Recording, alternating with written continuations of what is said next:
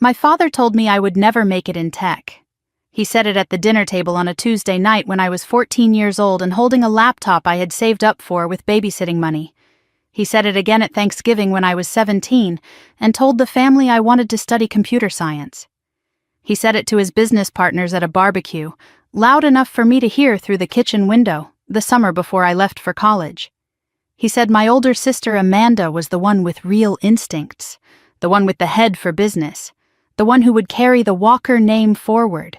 I was the dreamer, the one who didn't have what it takes. 6 years after I walked out of that house with a suitcase and $600 to my name, a desperate email landed on my desk. A struggling tech company in Austin, Texas, was begging my firm for a strategic partnership. Their revenue was collapsing, their flagship product was failing, their clients were leaving. The company was called Walker Systems. The sender was Greg Walker, CEO and founder, my father, and he had absolutely no idea who I was now. The meeting was scheduled for tomorrow afternoon. 2 p.m., my conference room, my building, my city. My father would walk through the glass doors on the 42nd floor, sit across from me, and pitch his dying company to the daughter he had written off. He would shake my hand and not recognize my face, and I had all night to decide what I was going to do about it. I need to tell you how I got here. That Tuesday morning started the way every Tuesday started. I arrived at Novatech headquarters before 7, while the building was still mostly empty. I liked this hour, the quiet before 312 people filled the halls with noise and urgency and decisions that needed my signature. Corner office on the 42nd floor, glass walls, floor-to-ceiling windows overlooking the San Francisco Bay. That morning the fog was thick, and the Golden Gate Bridge was somewhere behind it, invisible, the way a lot of things in my life had been invisible until they weren't. I was working through partnership proposals. Novatech received dozens every quarter. Most were mid-tier firms hoping to ride our momentum. I read fast, annotated faster, and dismissed most within 2 pages. I ran a company valued at $4.5 billion. I didn't have time for anything that wasn't exceptional. Leah Chen walked in at 7:15 carrying her tablet and a coffee I hadn't asked for. My COO sharp, efficient. The kind of person who remembered your coffee order after hearing it once and never forgot a deadline or a grudge. She had been with me for 4 years, since Novatech was 12 people in a rented office in Oakland. I trusted her more than anyone in the building. She set the coffee on my desk. 4 proposals flagged urgent this quarter, she said. 3 were standard. The 4th was different. Smaller company, out of Austin. It came in late last night, Leah said. Flagged urgent. A company called Walker Systems. They're requesting a face-to-face meeting within the week. Walker Systems. My hand stopped mid-reach for the coffee cup. Half a second, maybe less. But inside that half second the room tilted and righted itself, and I was 14 years old again, standing in a living room in Austin, Texas, holding a laptop, watching my father look at the screen for 4 seconds before turning back to the television. I picked up the coffee, took a sip, set it down, asked Leah to pull up the email on the main screen. Walker Systems. I hadn't heard that name spoken out loud in 6 years. I hadn't typed it into a search bar. I hadn't let myself think about it on purpose, the way you don't let yourself think about a scar once the wound is closed. And now it was on my screen, in my building, asking for my help. Leah left to get the full attachment printed. I read the email alone. My jaw tightened. One hand went flat on the desk, the way it always did when I was processing information that carried weight. The email was professional, well written, signed by Greg Walker, CEO and founder. The language was measured, corporate, careful. Phrases like exploring synergies and strategic alignment. A mention of evolving market conditions. A request for an expedited timeline. I had reviewed hundreds of proposals from struggling companies. I knew what desperation looked like when it wore a suit. This email was wearing its best one. I opened the 15-page proposal document attached to the email. I read it the way I read everything, like a surgeon examining an X-ray, looking for what was wrong and not what was right. The numbers told the story the email had tried to dress up. Revenue had declined 31% over 3 fiscal years. 4 major enterprise clients lost in the last 18 months, 2 to Meridian Tech, our biggest rival. Their flagship product, Syncor, was an enterprise data optimization platform built in 2019 with no significant updates since 2022. Clients were complaining about integration failures, cash reserves sufficient for approximately 8 months at current burn rate. I paused on the revenue chart. 3 years ago, Walker Systems had been billing $42 million a year. Now it was $29 million and falling. I remembered the house I grew up in. 14 Maple Drive, Austin, Texas, big yard, 3-car garage, a pool my sister used more than I did. That house was paid for by this company. My father built Walker Systems from nothing, and it became his identity, his proof that he was right about everything. And now the numbers on my screen were the sound of that foundation cracking. There was a time when those numbers would have meant something different to me, when his success felt like my failure and his failure might have felt like my vindication. But I had spent 6 years building something of my own, something real, something that had nothing to do with him. And his company's decline wasn't my victory. It was just math. Cold, clear, indifferent math. The same kind I had been good at since I was a kid, even when nobody in that house wanted to notice. I turned to the last page of the proposal, the leadership team bios and photos.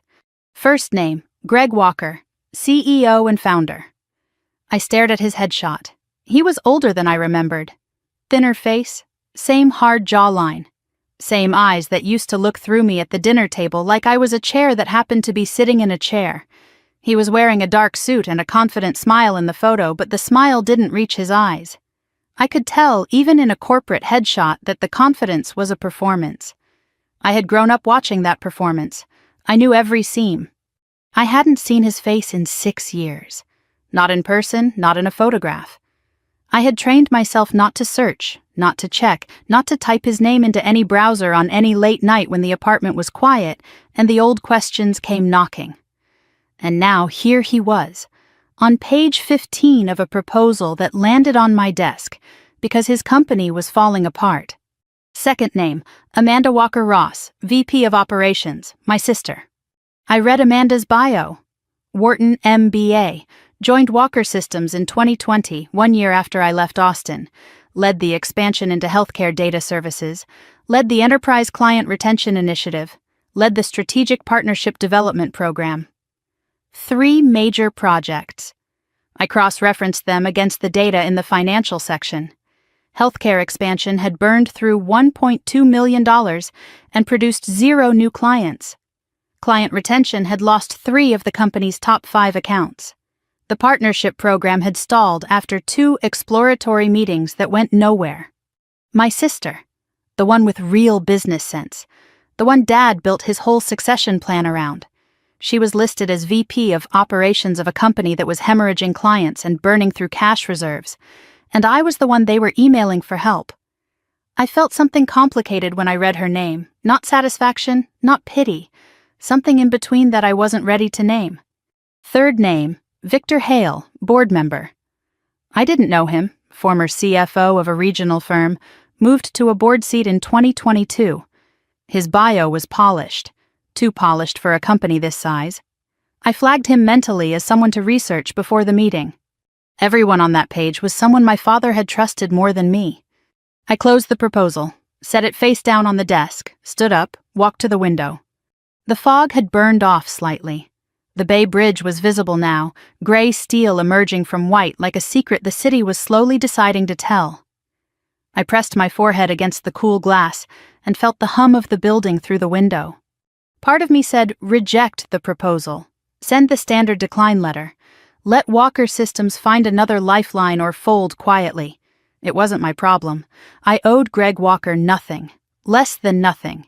He hadn't come to my graduation. He hadn't called when I was eating ramen in a studio apartment in Oakland and pitching investors who kept saying no. 6 years of silence from that house. Not one voicemail, not one letter, not one text that said, I'm sorry, or I was wrong, or I hope you're okay. But another part of me, the part I didn't like to acknowledge, felt something else. Not sympathy, not loyalty. Something colder and more honest. Curiosity. A quiet, patient 6-year-old curiosity that had been sitting in a room in the back of my mind, waiting. What would it feel like to sit across from him? To watch him pitch his failing company to the daughter he had dismissed? To hold all the power and let him see it? Was this revenge? Was this justice? Or was this just business? I didn't answer the question. I let it sit. Some questions are more useful when they stay open. I glanced at the framed photo on my desk. The one turned face down. I didn't flip it over. I just looked at the back of the frame for a moment, the way you look at a door you're not ready to open, and then I looked away. I picked up the phone, pressed Leah's extension. The Walker Systems proposal. The Austin Company, what about it? Schedule a meeting, in person, tomorrow afternoon, 2 p.m. That's fast, they just sent the email last night. Tell them we're interested in hearing their pitch. Full presentation. I want their senior leadership in the room. All of them? All of them. Greg Walker, Amanda Walker-Ross, Victor Hale, everyone who signed that proposal. I'll set it up. Conference room A? My conference room, the one on this floor. Got it. Anything else? I paused. One more thing. When you contact them, use my title and first name only. Brittany, CEO. No last name in the correspondence. No company bio attached. No photo. There was a beat of silence on the line. Any reason? I like to keep first meetings focused on the work. Leah didn't push it. She had worked with me long enough to know when a question was a door and when it was a wall. This one was a wall. After she hung up, I sat back down, looked at the proposal one more time, looked at my father's name on the signature line, traced the G in Greg with my eyes the way I used to trace letters in workbooks when I was a child, back when I still believed that if I was good enough and smart enough and quiet enough, he would eventually see me. 6 years ago, I closed a door and didn't look back. Tomorrow I was going to open it. On my terms, in my building, from my chair. Tomorrow at 2 p.m., my father would walk through those glass doors on the 42nd floor. He would shake my hand, look me in the eye, and pitch his dying company to the daughter he had told the world would never amount to anything. He would bring my sister, the one he had chosen over me. He would bring his board member, the one he had trusted instead of me. And he would sit across the table from a woman he didn't recognize, in a company he couldn't have imagined, and ask for help he didn't deserve. He had no idea who would be sitting across from him. But I did. And I had all night to decide what kind of woman I wanted to be when he found out. I was still sitting at my desk, staring at my father's name on the proposal, when the memories started. Not the big ones. Not the screaming. Not the door I closed at 2 a.m. 6 years ago. The small ones. The ones that cut deeper because nobody noticed them happening. The ones that accumulated like water damage inside a wall, invisible from the outside, rotting the structure from within. To understand what happened in that conference room the next day, you need to understand where it started. Not with a fight, not with a betrayal. It started with a 14-year-old girl and a laptop in a living room, and a father who couldn't be bothered to look. The summer I turned 14, I taught myself to code. Not because anyone told me to. I found an old Python tutorial on YouTube one afternoon in June, and something clicked. The logic of it. The way you could build something from nothing. The way the screen did exactly what you told it to do if you got the language right.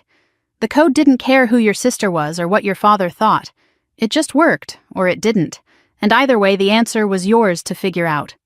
I spent 3 months in my bedroom, door closed, headphones on. I bought a second-hand ThinkPad at a garage sale for $40 with birthday money. Taught myself Python, then picked up enough HTML and SQL to be dangerous.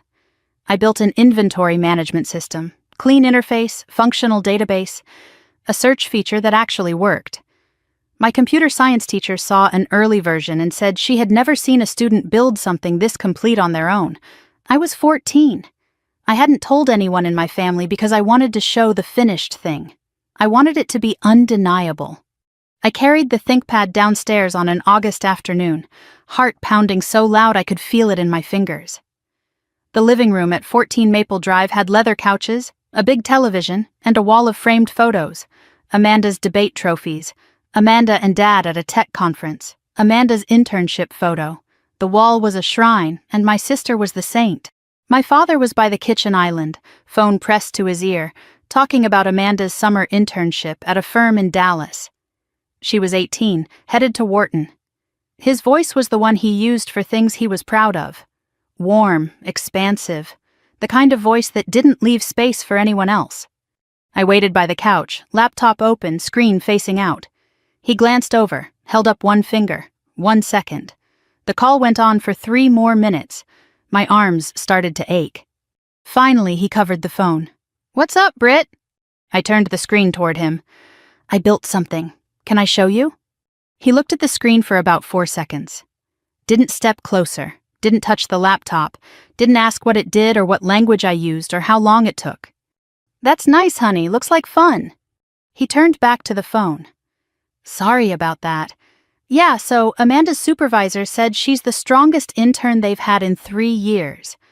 I stood in the living room holding that laptop for another 10 seconds after he turned away. The screen was still glowing, the app was still running, nobody was looking at it. I closed the laptop slowly, went back upstairs, sat on the bed. I didn't cry. I stared at the wall and I learned something that day that I've carried ever since. Cruelty doesn't always raise its voice. Sometimes it just turns its back. That evening, Amanda came through the front door, home from Dallas for the weekend. Tan, confident, loud, shopping bags on one arm, phone in the other, laughing. She passed through the living room where I was on the couch, the ThinkPad open, still tweaking code. She glanced at the screen without slowing down. "What is that?" "An app I built, inventory management." She gave a small laugh, already halfway to the stairs. "Cute hobby." 2 words, not hostile, not mean exactly, just dismissive in the effortless way that only someone who has never had to prove themselves can be. Cute hobby. I replayed that in my head for years, not because it was the worst thing anyone ever said to me, because it was the most honest. That was exactly what my family saw when they looked at me. A girl with a cute hobby, not a coder, not a future engineer, not a threat, just a hobby. 3 years later, I was sitting at the dinner table on a Tuesday night in October. I was 17. Mom had made pot roast, which was always the signal that something was coming.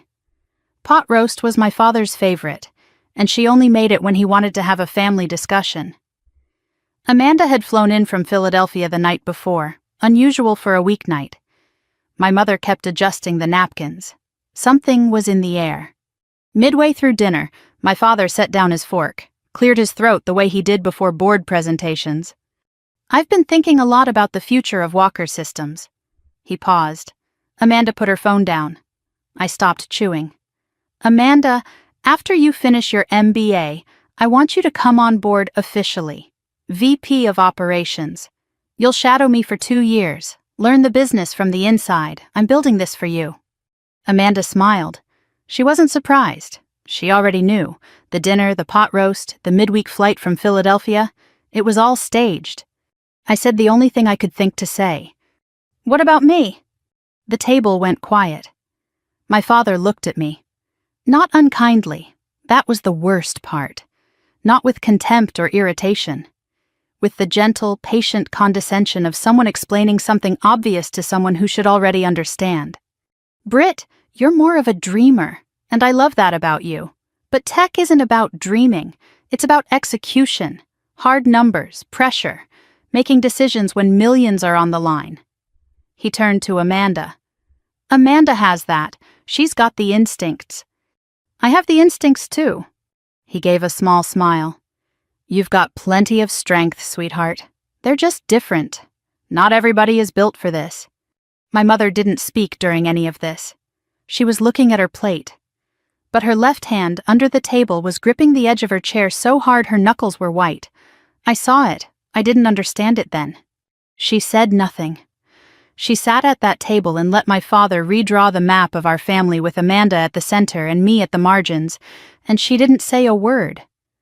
I spent years being angry at her for that. It took me much longer to understand that her silence wasn't agreement.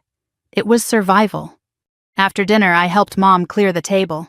Amanda and Dad moved to the living room, already talking about Wharton contacts and board introductions. I washed dishes. Mom dried. We didn't speak for a long time. Then, very quietly, "Your app, the inventory one, I saw it on your laptop." "You did?" "It was impressive, Brittany. I want you to know that." I didn't know what to do with that. My mother had never said anything like it before. It felt like a secret being shared in code. "Don't stop building things." Then she set the dish towel down and walked into the living room where my father and Amanda were talking about the future of Walker Systems. The future that didn't include me. The next year was Thanksgiving. I was 18. The dining room expanded with a folding table for 12. Extended family, my father's business partner Tom Feldman and his wife, a couple of family friends. Noise everywhere. Football on television, overlapping conversations, kids in the yard. I was seated at the end of the folding table extension, not the main table, literally at the margins. 3 days earlier, I had received my acceptance to UC Berkeley, computer science, full scholarship. The letter was folded twice in my back pocket. I was going to tell everyone at the table. I wanted to see my father's face. He spoke first. He stood with his wine glass. "I want to say how proud I am this year. Amanda just finished her first semester at Wharton, top 10% of her class. She's interning at a consulting firm in Manhattan this January, and when she's ready, there's a seat at Walker Systems with her name on it." Tom Feldman looked down the table at me. "What about Brittany? She's the techie, right?" I sat up. This was my opening. My father laughed. "Brittany is our creative one. She's got great ideas. But Amanda is the one with real business sense. Every company needs both types, but only one gets to run the show." The room laughed, good-natured. They thought it was a compliment. My father was smiling. Amanda was smiling. Everyone was smiling except two people, me and my mother, standing in the kitchen doorway holding a casserole dish, completely still. I put the Berkeley letter back in my pocket. I didn't announce it. I ate in silence for the rest of the meal. I had won a full-ride scholarship to one of the best computer science programs in the country. And I said nothing, because I knew that whatever I said, my father would find a way to make it smaller. Berkeley is fine, but Amanda got into Wharton. Computer science is interesting, but business is where the real leaders come from. I could already hear it in his voice before he opened his mouth. So I kept mine shut, and that silence cost me something I didn't know I was losing. I showed the letter to my mother the next morning in the kitchen. She cried. Every family has a pattern. Ours was simple. At 15, I built a website for a local nonprofit. The director wrote a thank you letter to our family. Dad read it, said, "That was nice of you, Britt," and pinned Amanda's semester report card to the fridge. At 16, I won 3rd place at the Texas State High School Hackathon, coded a weather alert app in 36 hours. Dad was at a conference in Chicago. Mom sent him a photo. He texted back, "Good job," with a thumbs-up emoji. That same week, Amanda failed an accounting exam at Wharton. Dad flew to Philadelphia to take her to dinner and tell her one bad grade means nothing. At 17, I landed a summer internship at a tech startup in Austin. Told my father at breakfast. He said that was great, then asked if I could help Amanda with her Walker Systems onboarding presentations. I spent that summer working at the startup until 5, and editing Amanda's slides until midnight. Nobody asked how my internship was going. At 18, I called to tell my father about Berkeley. His response, "Berkeley, that's solid. Good school." Amanda got into Wharton, of course, but Berkeley has a good engineering program. Practical. Practical. Not "I'm proud of you." Not "you earned this." Just practical. As if the best thing about my achievement was that it was useful enough not to embarrass him. Amanda was the future. I was the footnote. And the worst part wasn't that my father believed it. The worst part was that, for a very long time, I believed it too. I left for Berkeley in August of 2015. I didn't ask my father to help me move. Mom drove me. We listened to the radio and didn't talk about Greg or Amanda for the entire 6-hour drive. When she dropped me off at the dorm, she held my face in both hands and said, "Show them what you can do." I threw myself into Berkeley. Dean's List every semester. 3 internships, 1 at a cybersecurity firm, 1 at a data analytics startup, 1 at a Fortune 500 company's research division. I published a paper on enterprise data architecture as a junior. My senior capstone project, an enterprise data optimization platform, was described by my thesis advisor, Professor Langston, as the most original work he had seen from an undergraduate in a decade. I graduated cum laude in June of 2019. 4 years of relentless work. 4 years of proving to myself, not my father, to myself, that I belonged in every room they said I didn't. And on the day I walked across that stage, the one person I still foolishly wanted to impress didn't bother showing up. He was in Austin, pitching a new project. Amanda's project. He didn't call until 9 that night. And when he did, he didn't ask what honors I received, what my GPA was, or what my professor said about my future. He talked about Amanda. He always talked about Amanda. I told you he didn't come. But I need you to understand what that day actually felt like. Because a fact and a feeling are two different things, and it was the feeling that broke me. Saturday, June 15th, 2019, graduation day. UC Berkeley's Greek Theater, the stone amphitheater carved into the hillside, thousands of seats rising in semicircles. California June sun, cloudless, warm, a light breeze carrying eucalyptus from the hills, the low roar of families, laughter, phones ringing, and pomp and circumstance playing through the sound system. That song you've heard 1,000 times, but still makes your throat tight when it's for you. I was in the processional line with 300 other computer science graduates. The girl next to me was excited. Family flew in from Michigan, 8 people. I smiled and said that was great. I had checked my phone 14 times since 7 that morning. No messages from my father. I had texted him the night before with the logistics. Ceremony starts at 10, Greek Theater, Section C. He replied with a thumbs up emoji. No, I'll be there. Just a thumb. I told myself that morning it didn't matter if he came. I had a degree, honors, 3 internship offers, and a capstone project my professor called exceptional. I didn't need him in that audience. I told myself that. I didn't believe it. The processional began. As I entered the amphitheater, I did what every graduate does. I scanned the crowd, thousands of faces, a blur of color and movement. I looked for row 5. 2 seats I had reserved weeks ago, one for Mom, one for Dad. I found Mom. Aisle seat. She was wearing a blue dress, the same one she wore to my high school graduation. She was holding her phone in one hand and a small handmade sign in the other. Block letters, hand-drawn star. That's my daughter. The seat next to her was empty. My eyes stayed on that chair for 3 full seconds as I walked. Somebody bumped me from behind. Keep moving. I turned forward, one empty chair in a sea of 8,000 people. That's all it was. And I felt it like a hole in the middle of my chest. I adjusted my cap. I kept walking. The ceremony went on. Dean's speech, faculty addresses. I half listened. I was watching Mom. She was filming on her phone, smiling, but her eyes kept drifting to the empty seat. Once she placed her purse on the chair, then took it off, as if catching herself saving a spot for someone who wasn't coming. My row was called. The announcer read my name, Brittany Ann Walker, Bachelor of Science, Computer Science, cum laude. I crossed the stage. The applause was general, not the roaring cheer some graduates got from their families. I heard Mom's voice thin and far away, shouting something I couldn't make out. Professor Langston was standing at the end of the stage, handing out diplomas. When I reached him, he shook my hand firmly and leaned close, over the microphone noise. You're going to change the industry, Brittany. I mean that. Don't let anyone tell you otherwise. I thanked him, held the diploma in both hands, looked out at the audience one more time. Mom was standing, clapping, tears running down her face. The sign was pressed against her chest. The empty chair was still empty. Professor Langston said I was going to change the industry. My mother made a sign with a hand-drawn star. And my father was in Austin, pitching a project to investors. Amanda's project. Not even his own. He had chosen for the final time to be somewhere else. And I felt something I hadn't felt before. Not sadness, not anger. Something quieter and more permanent. I felt done.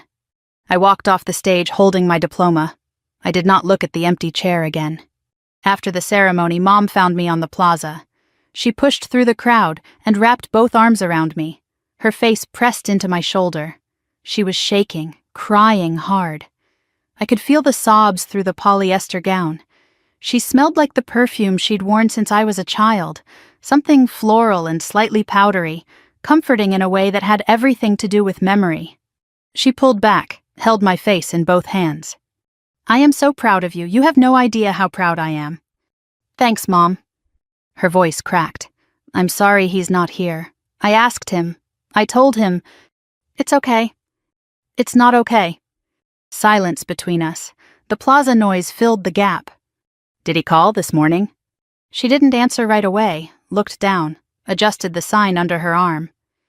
"He said the investor meeting couldn't be moved. He said Amanda's presentation was today, and he needed to be there in person." I nodded slowly. Amanda's presentation, on my graduation day, he chose. She didn't say he sends his congratulations. She didn't say he feels terrible. And I noticed what she didn't say. She didn't defend him. First time in 22 years my mother didn't make an excuse for my father. Somehow that hurt more. Because if even she had stopped pretending, then it was really as bad as I thought. She asked a stranger to take a photo, me in my cap and gown, Mom in the blue dress, the sign held between us. We both smiled, real smiles but with a crack running through them that only we could see. That was the only photo from that day. No family portrait, no father-daughter shot, just two women in the sun. 6 years later it sat on my desk in San Francisco, face down. Because some days looking at it was too much. That evening I was back in Austin, sitting on the bed in my childhood bedroom, smaller than I remembered. Single bed, desk I used to code at, the old ThinkPad still on the shelf. Dusty, dark. Door closed, only the glow from my phone. Downstairs the television was on, my father's voice carrying through the floor. He had greeted me at the door with a one-arm hug. "Congratulations, kiddo." Then he went back to the living room. No questions about the ceremony, no asking to see the diploma. I sat on the bed and waited, maybe for him to come upstairs, to knock, to sit on the edge of the bed and say, "Tell me about today." 2 hours. He didn't come. At 9:14 my phone rang. He was calling from downstairs. He could have walked up the stairs and opened my door. He called from the couch. "Hey Britt, how was the ceremony?" "It was good." "Good. Sorry I couldn't make it. The Meridian meeting was locked in for months and Amanda really needed me there for the pitch." "I understand." "But listen, it went great. Amanda knocked it out of the park. Meridian Group is seriously interested. This could be a game changer for Walker Systems." I said nothing. "Anyway, we should celebrate your graduation this week. Maybe dinner? I'll have Linda make a reservation." "Sure, Dad." "Oh, and I've been meaning to ask. Have you thought about what's next? Because if you're looking for work, I know a couple people in data entry and project management who might be able to..." Data entry. I had graduated cum laude from Berkeley's computer science program. I had built an enterprise data optimization platform that my thesis advisor called the most original undergraduate work in a decade. I had 3 job offers on my desk. And my father, who missed my graduation to pitch my sister's project, was offering to connect me with people in data entry. "That's okay, Dad. I've got some things lined up." "Oh, great. Well, let me know if you need anything." "I will." "Proud of you, kiddo." The line went dead. "Proud of you, kiddo." 4 words. Generic, weightless. The kind of thing you say to a neighbor's kid at a barbecue. He didn't ask what honors I received. He didn't ask about my capstone. He didn't ask what Professor Langston said. He offered data entry. And then he said he was proud the way you'd say, "drive safe." Automatically. Because it's what you're supposed to say on the way out. At 2 in the morning, I opened a suitcase on my bed. The house was dark, everyone asleep. The only sound was the hum of the air conditioning and the ticking of the hallway clock, my grandmother's antique. That ticking is the one sound I remember from that house. I packed calmly. Clothes, minimal, my laptop, the diploma in its cardboard tube, toothbrush, 2 chargers, 1 framed photo, the one of Mom and me wrapped in a t-shirt. The old ThinkPad stayed on the shelf. Everything else stayed. I zipped the suitcase. It closed easily. My entire life fit in a medium suitcase and a backpack. That should have felt sad. It felt light. I ran my hand along the desk where I coded my first app at 14. The wood was scratched where the ThinkPad used to sit. I traced the scratch with one finger, left it. I rolled the suitcase into the hallway. The wheels on carpet made almost no sound. I passed Amanda's old room, door open, empty. I passed the family photos on the wall. I didn't look at them. I reached the top of the stairs, and Mom was there. She was standing at the bottom. Robe, bare feet on the hardwood. Red eyes, but she wasn't crying now. She had been waiting. She knew. We looked at each other across the dark stairway. The clock ticked. "I heard you packing." "I'm sorry, Mom." She shook her head. "Don't be." I descended the stairs, set the suitcase by the front door, turned back to her. "You have money?" $600 from the internship. "That's not enough." "It's enough to start." She stepped forward and wrapped her arms around me, held me for a long time. Not the desperate clutching of someone trying to stop me. The steady, solid embrace of someone letting go on purpose. I could feel her breathing against my shoulder, controlled, measured, like she had rehearsed this too. While she held me, her right hand moved to the backpack hanging from my shoulder. She slid something into the front pocket. A small envelope. White, sealed, no name on the outside. I didn't feel it. I wouldn't find it for weeks. In a studio apartment in Oakland, when I was looking for a pen and discovered something my mother had hidden in my bag without me knowing. But I'll get to that. She held me at arm's length, looked at my face, memorizing. "Call me when you're ready, I'll be here." "I don't know when that will be." "I know." "I love you, Mom. I have always loved you, even when I was quiet, especially when I was quiet." I picked up the suitcase, put my hand on the front door handle, paused. I almost looked back up the stairs toward my father's closed bedroom door. Almost. I didn't. I opened the front door, stepped into the warm Texas night. June air, thick and humid, crickets, a distant car alarm. The streetlight at the end of the driveway threw a yellow cone of light across the concrete. I pulled the door closed behind me, gently, the way you close something you know you'll never open again. I walked down the driveway with my suitcase and my backpack and $600. I didn't have a car, I didn't have an apartment, I didn't have a plan beyond getting to the Greyhound station on Congress Avenue and buying a ticket to the first city that felt far enough away. I was 22 years old. I had a degree from Berkeley, honors my father hadn't asked about, and a capstone project nobody in my family had ever seen. I had a mother who loved me and a father who didn't know how, and I had a decision. Spend the rest of my life waiting for a man to see me, or go build something so big he couldn't look away. I chose building. Oakland, California. That's where the bus took me. $600. A suitcase. A backpack with an envelope I didn't know about yet. And the kind of anger that doesn't scream. It plans. I didn't speak to my father again for 6 years. He didn't call, he didn't write, he didn't look, and by the time he finally needed me, he wouldn't recognize the woman I'd become. None of them would. Oakland, California, July 2019, 3 weeks after walking out of my father's house. I found a studio apartment on Craigslist, 400 square feet on MacArthur Boulevard. First month plus deposit ate $340 of my $600. A mattress on the floor, a folding table from Goodwill that doubled as my desk, one overhead bulb with no lampshade, my suitcase open against the wall because I didn't own a dresser.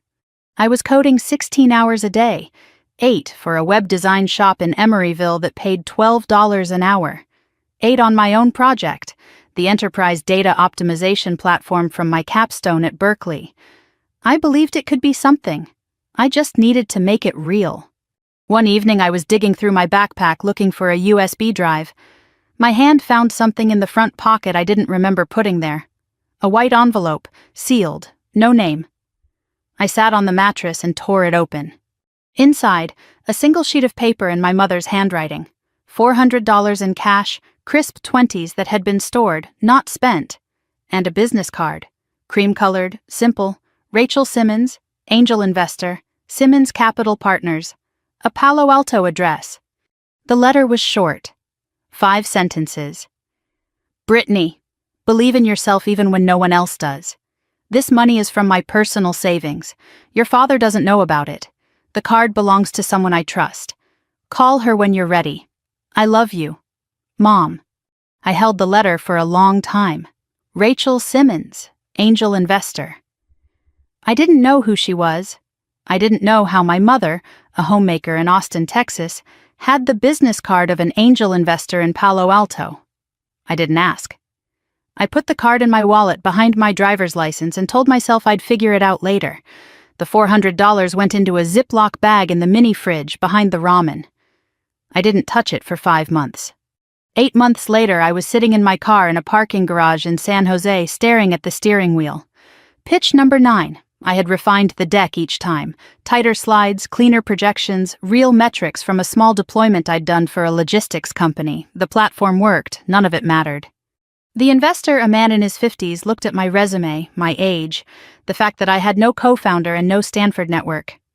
The tech is interesting, but you're 23. No co-founder, no institutional backing. Come back in 5 years with traction and a team. It's not a student project, it's a working platform. He was already standing, hand extended. We appreciate you coming in. 7 minutes, my pitch was scheduled for 30. I sat in the car and cried. Not the polite kind, the ugly kind where your forehead presses against the steering wheel and your shoulders shake and you can't breathe. I let it all come. The 9 rejections, the 16-hour days, the mattress on the floor, the 4-second glance from my father, the empty chair, the data entry comment. All of it, in a parking garage where nobody knew my name. Then I stopped, wiped my face with a napkin from the glove compartment. Mascara ruined, eyes swollen. I didn't care.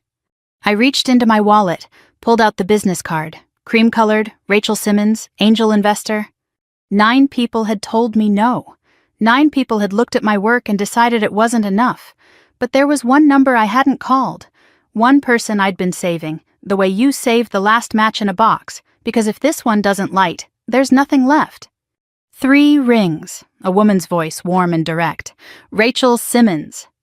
Ms. Simmons, my name is Brittany. I'm a software engineer with an enterprise data platform, and I was wondering if you'd be willing to hear a 10-minute pitch. How did you get this number? Someone who trusts you gave it to me. A longer pause. Are you in the Bay Area? San Jose, right now. Can you be in Palo Alto tomorrow morning, 8 a.m.? There's a coffee shop called Verve on University Avenue. I'll be there. I hung up, sat in the car, heart pounding. Something opening inside me that was sharper than hope. The feeling of a door cracking 1 inch when every other door has been slammed. Verve Coffee Roasters, University Avenue, Palo Alto. 8 in the morning. I had arrived 40 minutes early. Corner table, laptop open, deck loaded, hands wrapped around a $4 drip coffee I was making last. Rachel Simmons arrived at exactly 8. Early 60s, silver hair cut short, charcoal blazer over a white tee, reading glasses on a chain around her neck. She moved through the room like someone completely comfortable in every space she entered. Firm handshake, eye contact that didn't waver. She sat, didn't order coffee. You've got 10 minutes, go. I pitched. 9 rejections had burned the fear away. What was left was clarity. The platform, enterprise data optimization, connecting fragmented systems, reducing redundancy, cutting costs by 22% in pilot tests, the prototype, the testimonial, the projections. 8 minutes, laptop closed. Rachel hadn't moved. Now she stared at me. Long silence, the kind that makes you hear your own heartbeat. How old are you? 23. And you built this alone? Yes, ma'am. From scratch? From a capstone project I developed at Berkeley. I've been rebuilding it for commercial deployment since last July.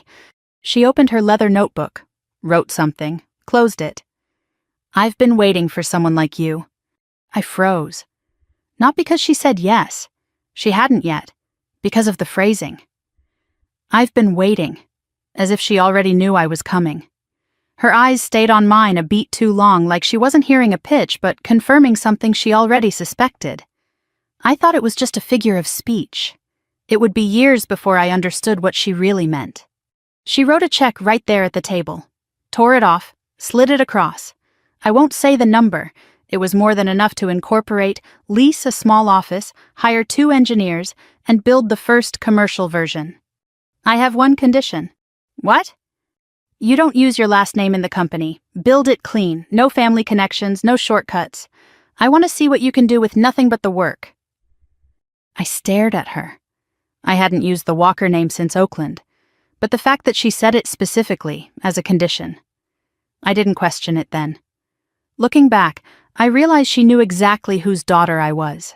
She knew, and she was protecting me from it. Deal. We shook hands. Novatech Industries was born. 2.5 years later, September 2022, Novatech's first real office, a converted warehouse in Soma, San Francisco. Exposed pipes, concrete floors, 12 employees. The Novatech logo on the wall, a clean N in steel gray and electric blue. It was the first thing I put up when we moved in. 27 months after Rachel's check, we landed our first Fortune 500 client, a global shipping company overhauling its data infrastructure across 11 countries. They evaluated 4 vendors. We were the smallest. We won. $3.8 million over 2 years. The contract that turned a startup into a company. It was 9 p.m. The team had celebrated and gone home. Just me and Leah Chen, my head of operations, the woman who would become my COO. She was at her desk, still typing. I was standing in the hallway looking at the logo on the wall. You're still here? I'm looking at the logo. She turned and looked at it too. It's a good logo. 3 years ago, I was eating ramen in a studio apartment in Oakland, coding on a folding table. My father told me I didn't have what it takes for tech. Quiet beat. You've never mentioned your father before. I know. Leah was the closest thing I had to a partner. She had been with me since the seed round. She knew my coffee order, my work habits, my insomnia patterns. She did not know my last name was Walker. She did not know my father ran a tech company in Austin. She did not know I had a sister who had been handed everything I'd had to build from scratch. I had erased my family from my biography so completely that even the person who sat across from me 12 hours a day had no idea who I used to be.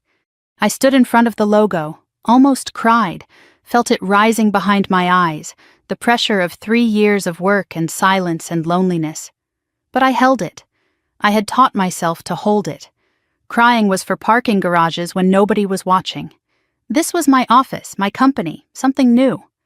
I nodded at the logo, turned off the light, walked out. November 2024, Novatech headquarters. Not a converted warehouse anymore. A glass tower in the financial district. 42nd floor.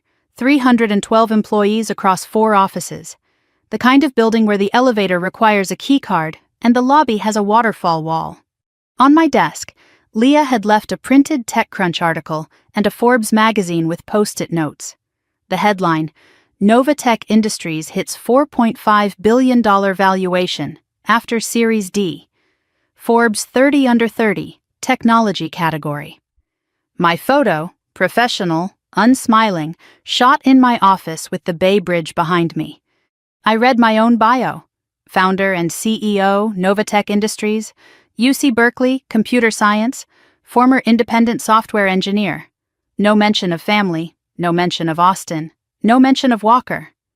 The article called me self-made. I liked that word, self-made. As if I'd assembled myself in a lab, which, in a way, I had.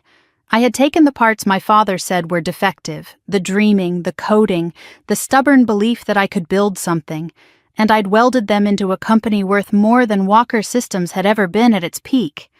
I opened my laptop. For the first time in years, I searched Walker Systems, Austin, Texas. A brief article from the Austin Business Journal, 8 months old. Walker Systems reports 3rd consecutive year of revenue decline. Below it, a quote from Greg Walker. We remain confident in our strategic direction and the strength of our leadership team. 2 companies, 2 trajectories.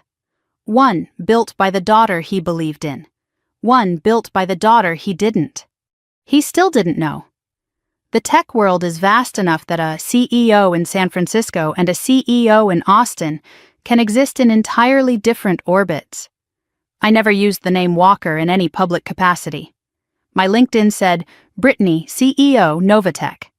My Forbes profile said the same, no middle name, no family section. I had deleted myself from his world so thoroughly that even when his company was dying and mine was thriving, we never intersected, not once in 6 years. Until last Tuesday. And then, on a Tuesday morning in March 2025, Leah walked into my office with an email from Walker Systems. 6 years. My father hadn't searched for me, hadn't Googled my name. He had let me disappear. And now he needed help. He just didn't know it was mine to give. I had turned the anger that doesn't scream into code, into contracts, into a company that employed 300 people on 4 continents. But here's the thing nobody tells you about proving someone wrong. You can build the tallest building in the city and still catch yourself looking down, checking if the person who doubted you is watching. He wasn't watching, he was drowning, and he was about to walk into my building and ask me to save him. I had spent 6 years building something from nothing. No family name, no shortcuts, no safety net, no phone calls on my birthday from Austin, no Thanksgiving invitations, no how are you, Brittany? Nothing. And now the man who said I didn't have what it takes for tech, the man who handed my sister the future and handed me silence, was about to walk into my building and beg. He thought he was pitching to a stranger. He was pitching to his daughter, the one he forgot. I didn't sleep that night. I didn't sleep.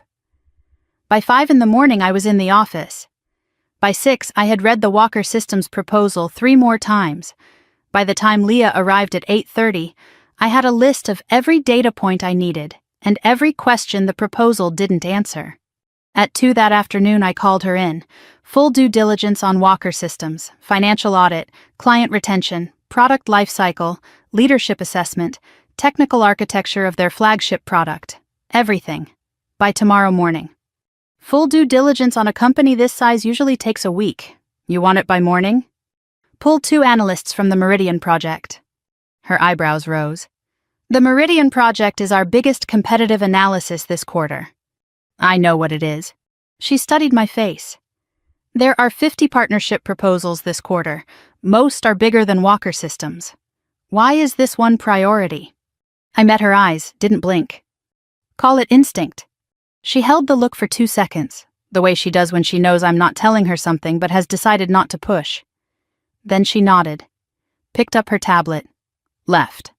Leah could read a spreadsheet the way a cardiologist reads an EKG, catching arrhythmias other people missed. She could also read me. She knew I was lying.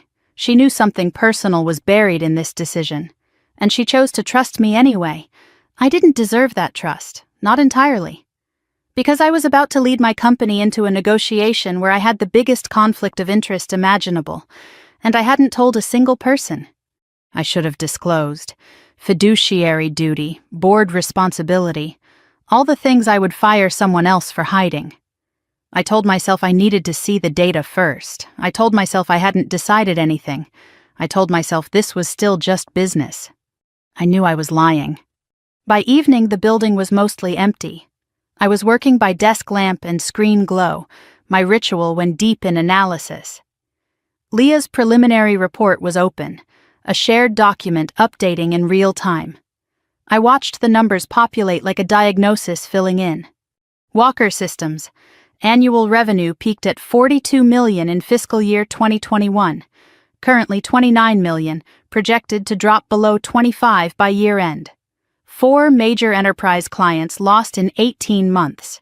2 to Meridian Tech. Cash reserves, $6.2 million.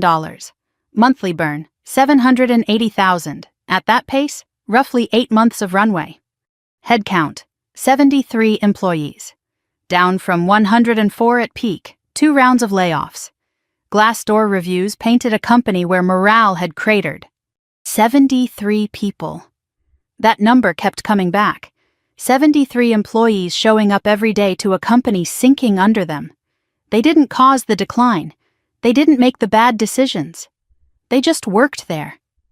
And if Walker Systems collapsed, every one of them would be looking for work in a market that wasn't kind to mid-career tech workers from a failed firm. I scrolled to leadership. Greg Walker, CEO. Founder-led, no succession plan. Management style described as top-down, resistant to outside input. Over-reliant on the founder's personal client relationships, which were aging out. Amanda Walker Ross, VP Operations. This is where I slowed down. Amanda assumed the role in 2020, the year after I left. She was tasked with 3 strategic initiatives: expand into healthcare data services, retain the top 5 enterprise clients, modernize the Syncor deployment pipeline. Healthcare expansion burned through $1.2 million in development costs, acquired 0 clients, shelved after 14 months. Client retention. Of the top 5, 3 left during Amanda's tenure. Exit interviews cited lack of technical innovation. Deployment modernization. Over budget by 60%, 11 months late. Integration bugs that directly caused 2 client departures. 3 initiatives, 3 failures, each with Amanda's name on the top line. The sister my father said had real business sense, the one he built his succession plan around. Reading this didn't feel good. It felt like reading the medical chart of a patient you knew a long time ago. You don't want them to be sick, but the numbers don't care what you want. Below Amanda's profile, Victor Hale, board member. Former CFO 2012 to 2022, then moved to a board seat, well-connected in Austin tech circles. Described as politically astute, known for aligning with whoever holds the most power within an organization. I flagged his name in my notes. Political animal. I noted him and moved on.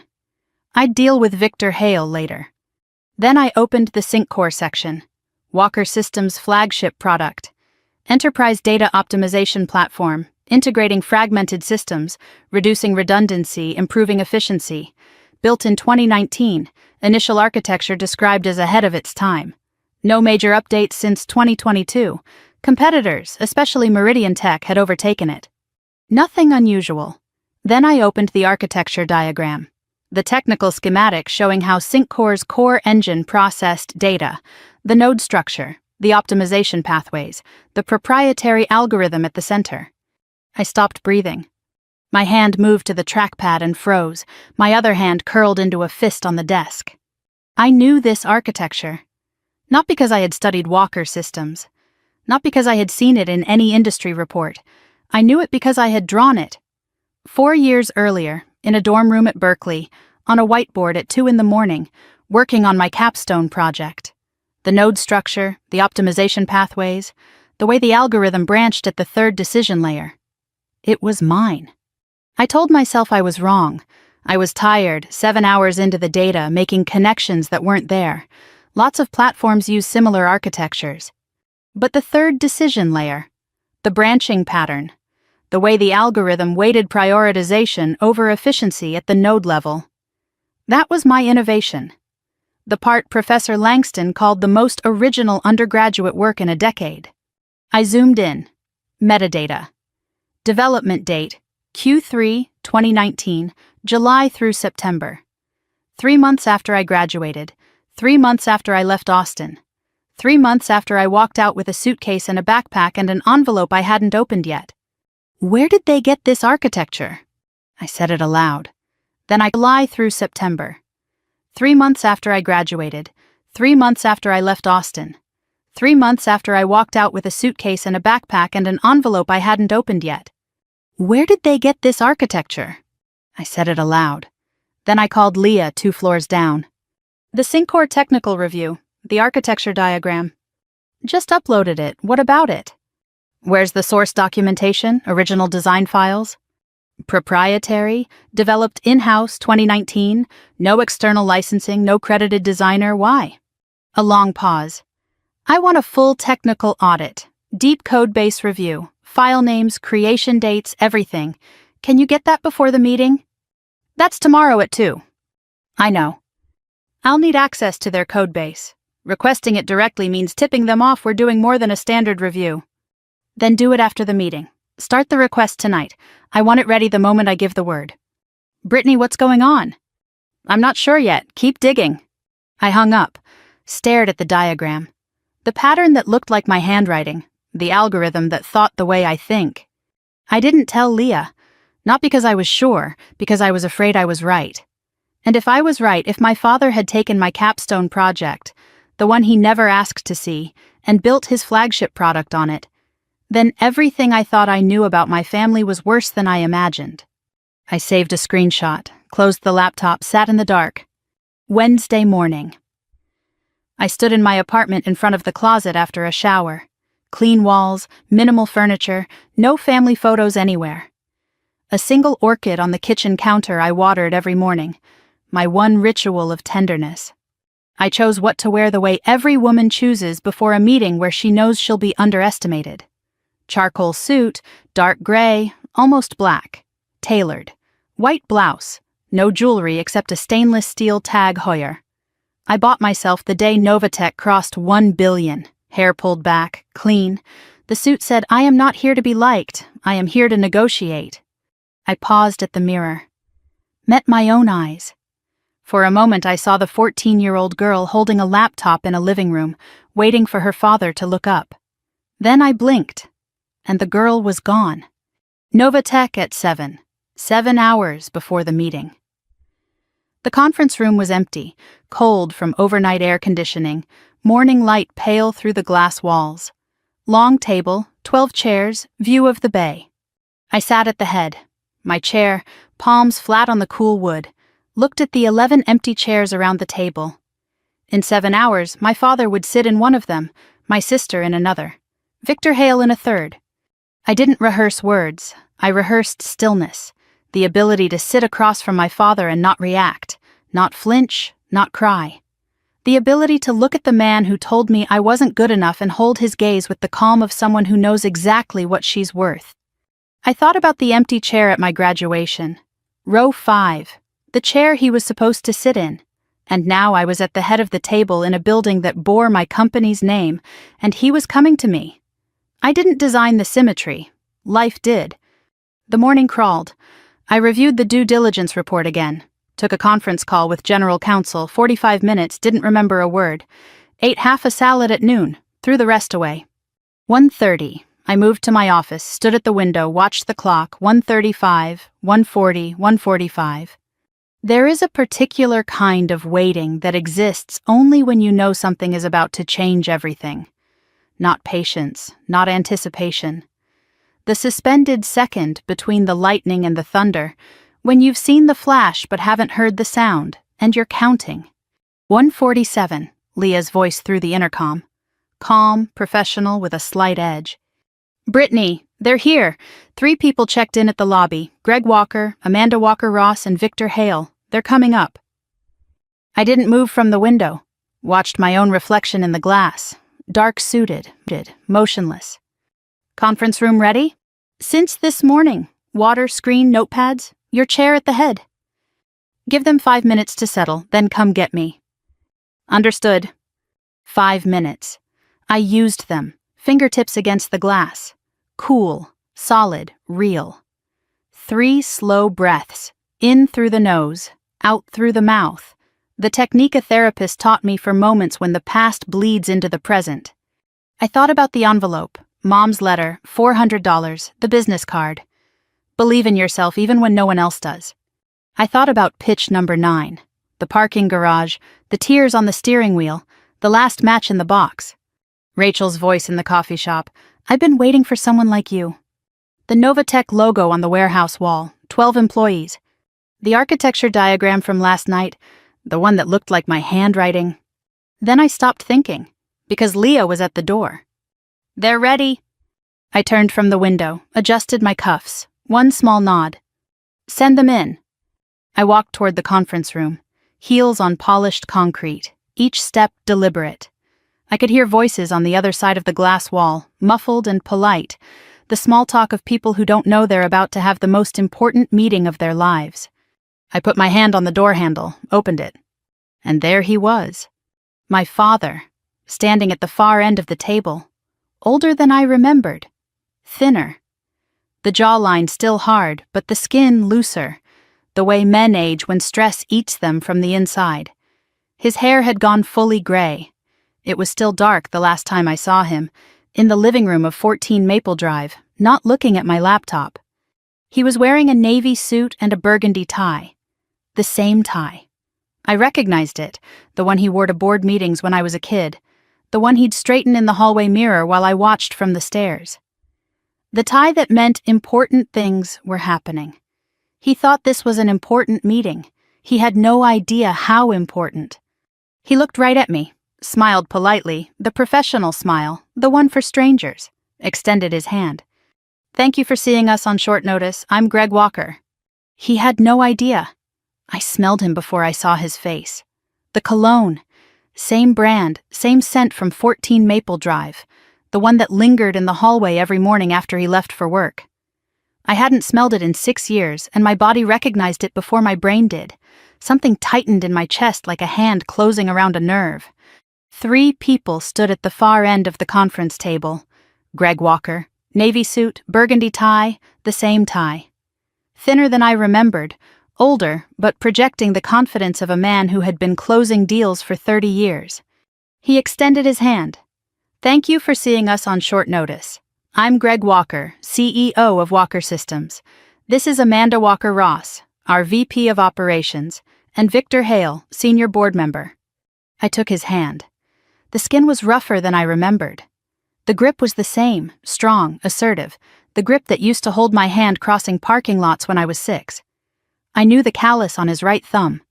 I knew the way his fingers closed, firm, then release, then gone. I had held that hand 1,000 times before I learned it would never reach for mine first. Now it was shaking mine across a conference table, and he had no idea whose hand he was holding. "Welcome to Novatech, please have a seat." Amanda stepped forward. Cream blazer, hair blown out, the polished presentation I remembered from every family gathering. She always looked the part. Her handshake was lighter than Greg's, quicker, but as she took my hand, her eyes did something. They lingered. 1 second longer than standard. Her gaze flicked across my face, the jawline, the crease between my eyebrows that every walker has, and something in her expression shifted. A micro twitch, a flicker of almost recognition, and then it was gone. She smiled, sat down, sat. She almost saw me. For 1 second her brain tried to connect the woman in front of her to the girl she'd called a cute hobby 14 years ago, but the connection didn't fire. Amanda had never really looked at me. She saw a CEO in a charcoal suit. She didn't see her sister. The disguise wasn't my clothes or my title. The disguise was her own indifference. Victor Hale shook my hand with the over-firm grip of a man who compensates with force. Silver cufflinks, eyes that assessed the room before they assessed the people. He said nothing beyond pleasure. Everyone sat, me at the head, Greg to my left, Amanda across from him, Victor at the far end, Leah behind me, tablet ready. Greg stood to present.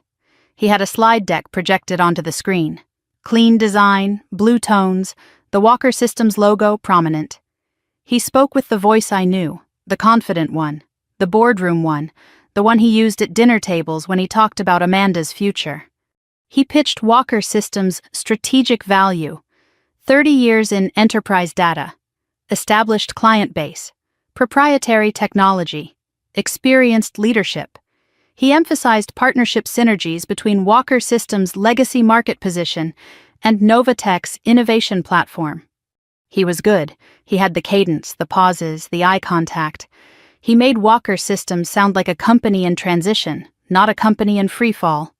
He said strategic repositioning when he meant losing clients.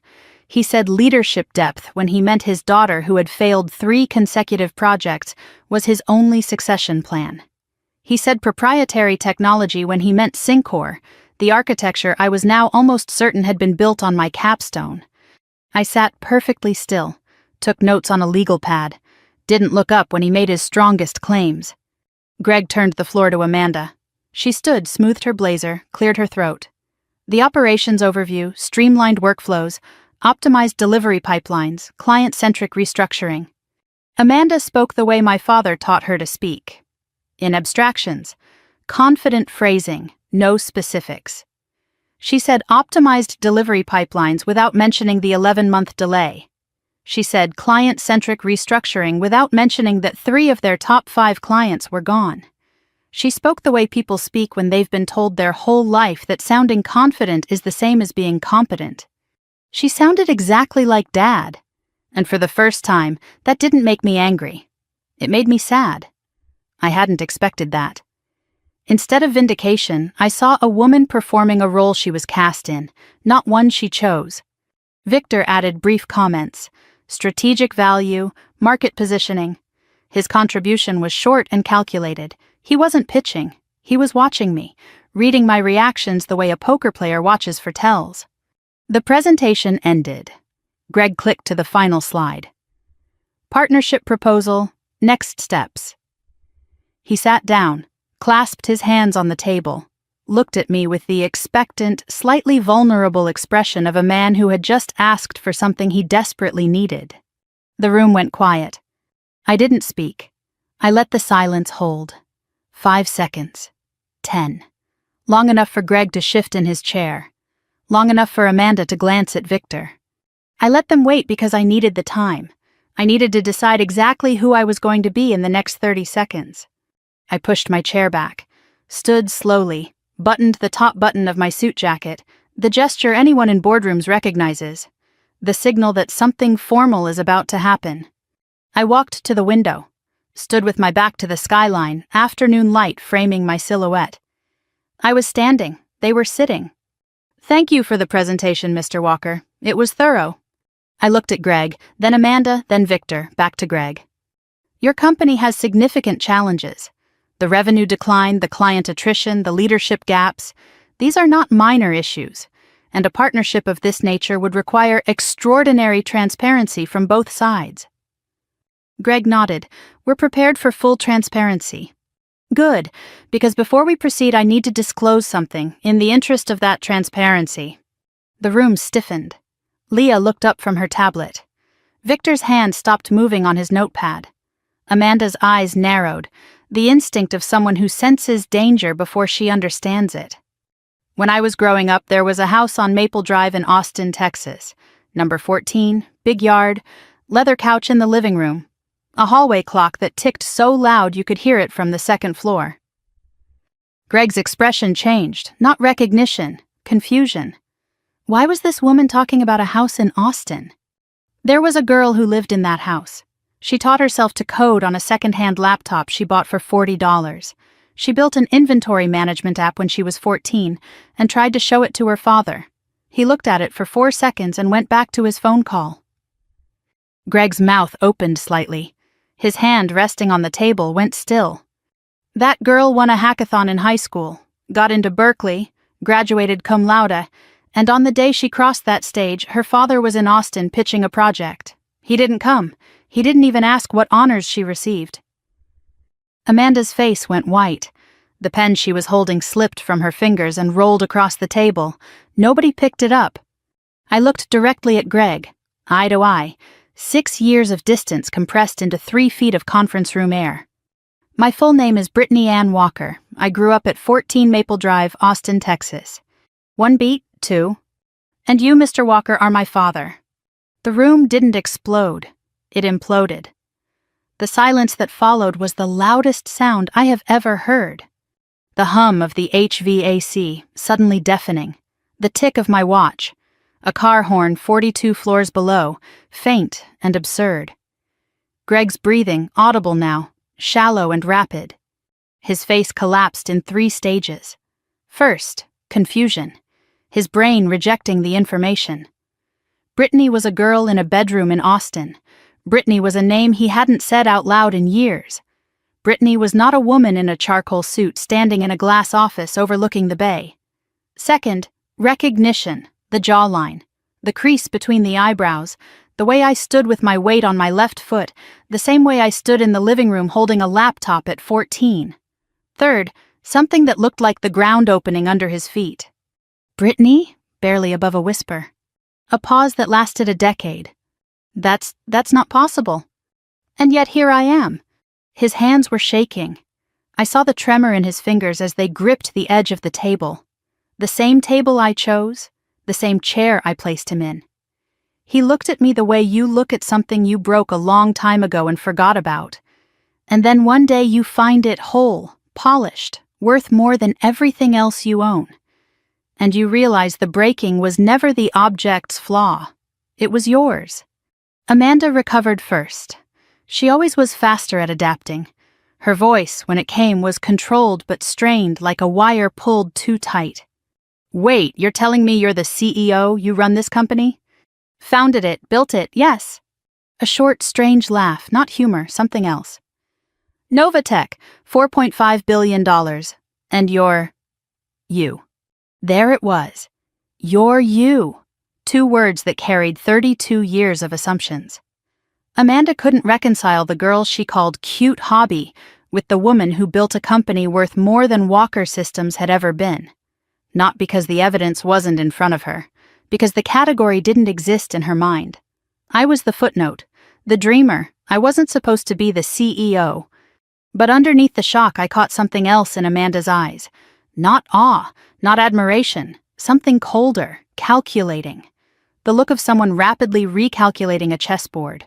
Not to congratulate the opponent, but to find a new angle of attack. Just a flash, gone as fast as it came. But I'd spent 6 years reading boardrooms.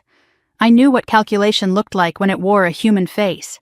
Amanda wasn't just shocked, she was threatened, and threatened people do dangerous things. Victor Hale had said nothing since the reveal.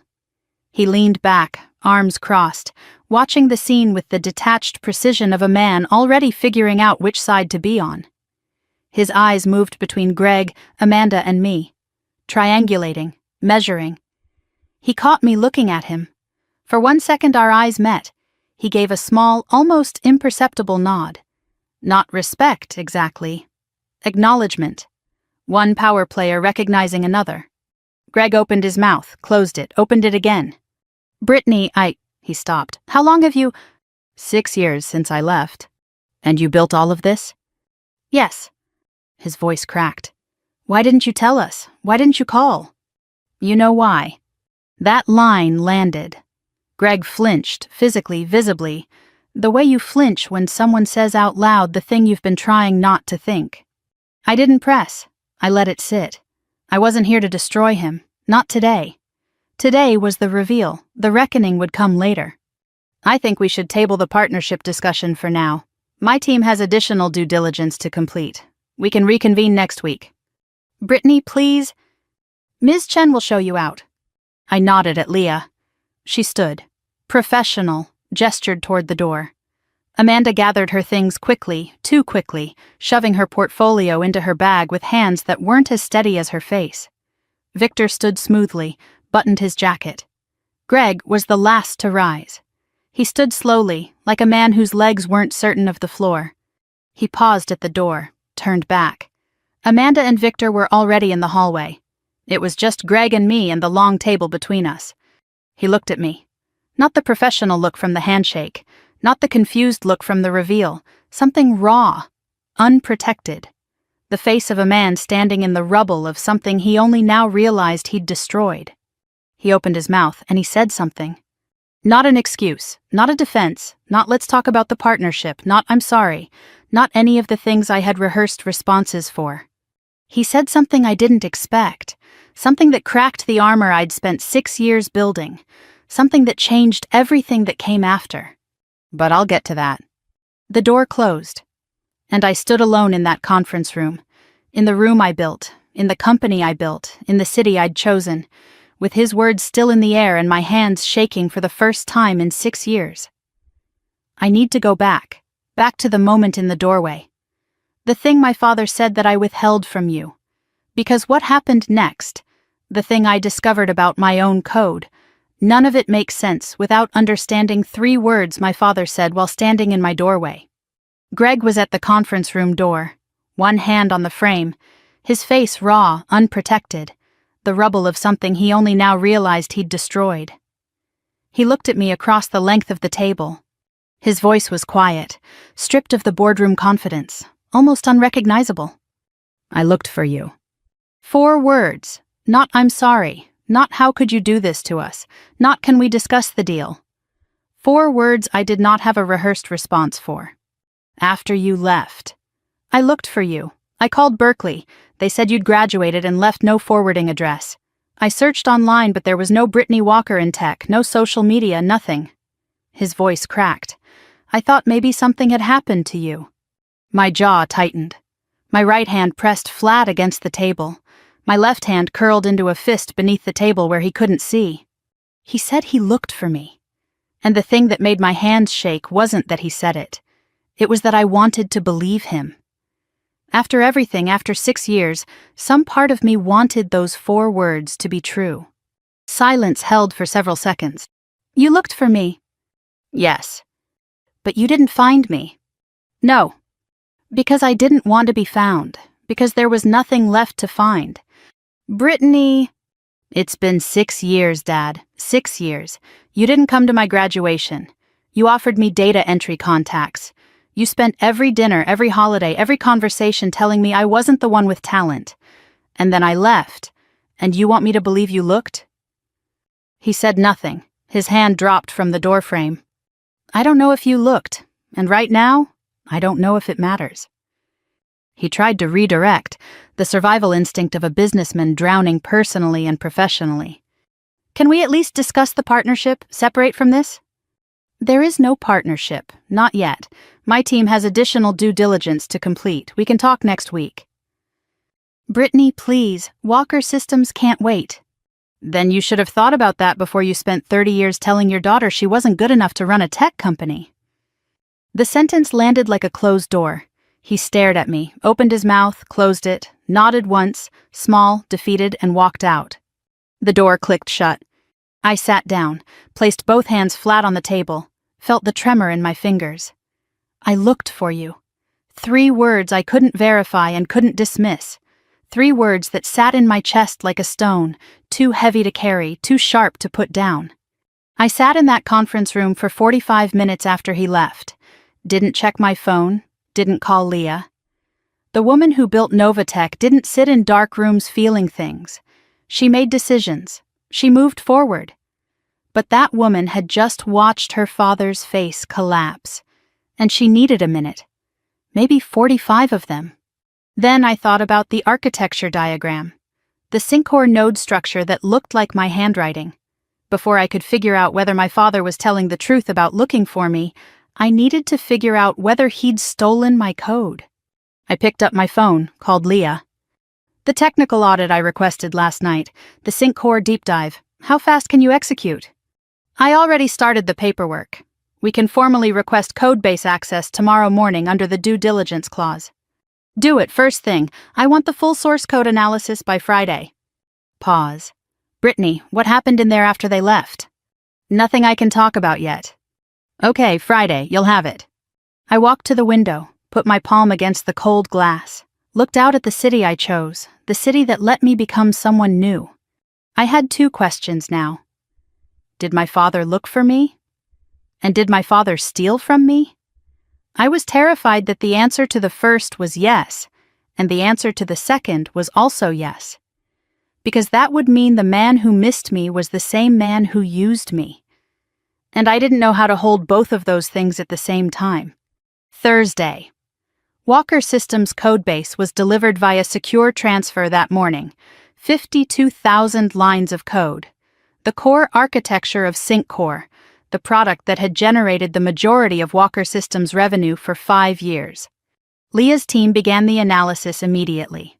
Code quality assessment, security audit, licensing verification, and at my specific request, a source file metadata review, creation dates, file names, author tags, change logs, everything. I didn't tell Leah why I wanted the metadata. I didn't need to. She'd seen the way I froze at the architecture diagram 2 nights ago. She was smart enough to know something was buried in that code. She just didn't know what. Thursday passed slowly. I attended 2 other meetings and remember nothing about either. My mind was in the server room on the 38th floor. At 4 in the afternoon, Leah texted, "Preliminary scan done. Full analysis tomorrow morning, something you should see." I walked down to Leah's floor. She was standing at her whiteboard. Her lead analyst, Priya, was at her screen, not looking at anyone. The posture of someone who had found something they didn't want to be the one to explain. Leah's face was serious. Not panicked, serious. The expression she wore when she had bad news that was also complicated. We ran the metadata scan on the core SyncCore files. The original architecture, the foundation everything else is built on, was created from a single source directory. And the directory was imported into Walker Systems' development environment in August 2019. It wasn't built internally, it was brought in from an external source. What was the directory name? Leah turned her screen toward me. On the screen in plain text, the root directory name of SyncCore's core architecture. BW_thesis_modified. BW Brittany Walker. Friday morning, Leah delivered the complete technical analysis in person. Walked into my office, closed the door, set a printed report on the desk, 12 pages.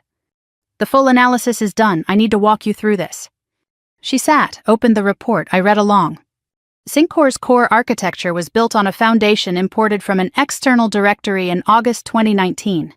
The directory was labeled BW_thesis_modified. No author tag was changed. Whoever imported the code didn't bother renaming the source. The core algorithm, the optimization engine, the node structure, the third decision layer branching pattern, matches 87% of the code in my UC Berkeley capstone project, submitted June 2019. The remaining 13% consists of surface-level modifications, variable renaming, UI wrapper, deployment framework. The intellectual foundation, the architecture, the logic, the innovation is mine. Walker Systems filed no patent on SyncCore. No open-source license was referenced. No author credit exists anywhere in the codebase beyond the directory name. Leah set down the report, looked at me. BW, those are your initials. I didn't answer. Brittany, is this your code? I stared at my screen, 2 windows side by side, left SyncCore, right my capstone. The side-by-side comparison was not subtle, not coincidental, line by line, function by function, architecture by architecture identical. Yes, she exhaled slowly. How did Walker Systems get your capstone project? I didn't know, I had theories. Maybe Greg accessed my Berkeley cloud repository after I left. The family shared account I never deleted. Or maybe a copy was on the old ThinkPad I left behind in my childhood bedroom.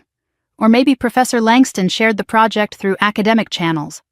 It didn't matter how he got it. What mattered was this. My father told me I didn't have what it takes for tech. He said I was a dreamer. And then he took the code I wrote, the code he never asked about, and he built his company's flagship product on it. SyncCore. The product that kept Walker Systems alive for 5 years. The product that was now failing because nobody there understood how to update it. Because the only person who understood the architecture was the daughter they'd thrown away. I closed the laptop. Not a slam. A slow, deliberate closing, the way I'd closed the front door at 14 Maple Drive. I placed both hands on the closed laptop, pressed down, as if holding something shut. There are different kinds of betrayal. There's the kind that screams, the affair, the lie, the stolen money. And then there's the kind that's so quiet you don't hear it until years later, when you're sitting in an office you built with your own hands, and you discover that the man who said you weren't good enough was making money off your work the entire time. He didn't just dismiss my talent, he used it. He built his fortune on the back of a girl he couldn't be bothered to watch graduate, and he never told anyone where the code came from. Not the board, not the clients, not Amanda, not me. I turned my chair to the window, looked out, the bay, the bridge, the city, everything I built starting from $600 and a bus ticket. I had left that house with nothing, and now I knew he had kept the one thing I'd left behind that was worth something. Not a family photo, not a letter, my code, my work, my mind. Leah, still in the room, asked quietly, "What do you want to do?" I don't know. First time in 6 years I'd said those words. I'd always known. I'd always had a plan. In the parking garage, I had Rachel's card.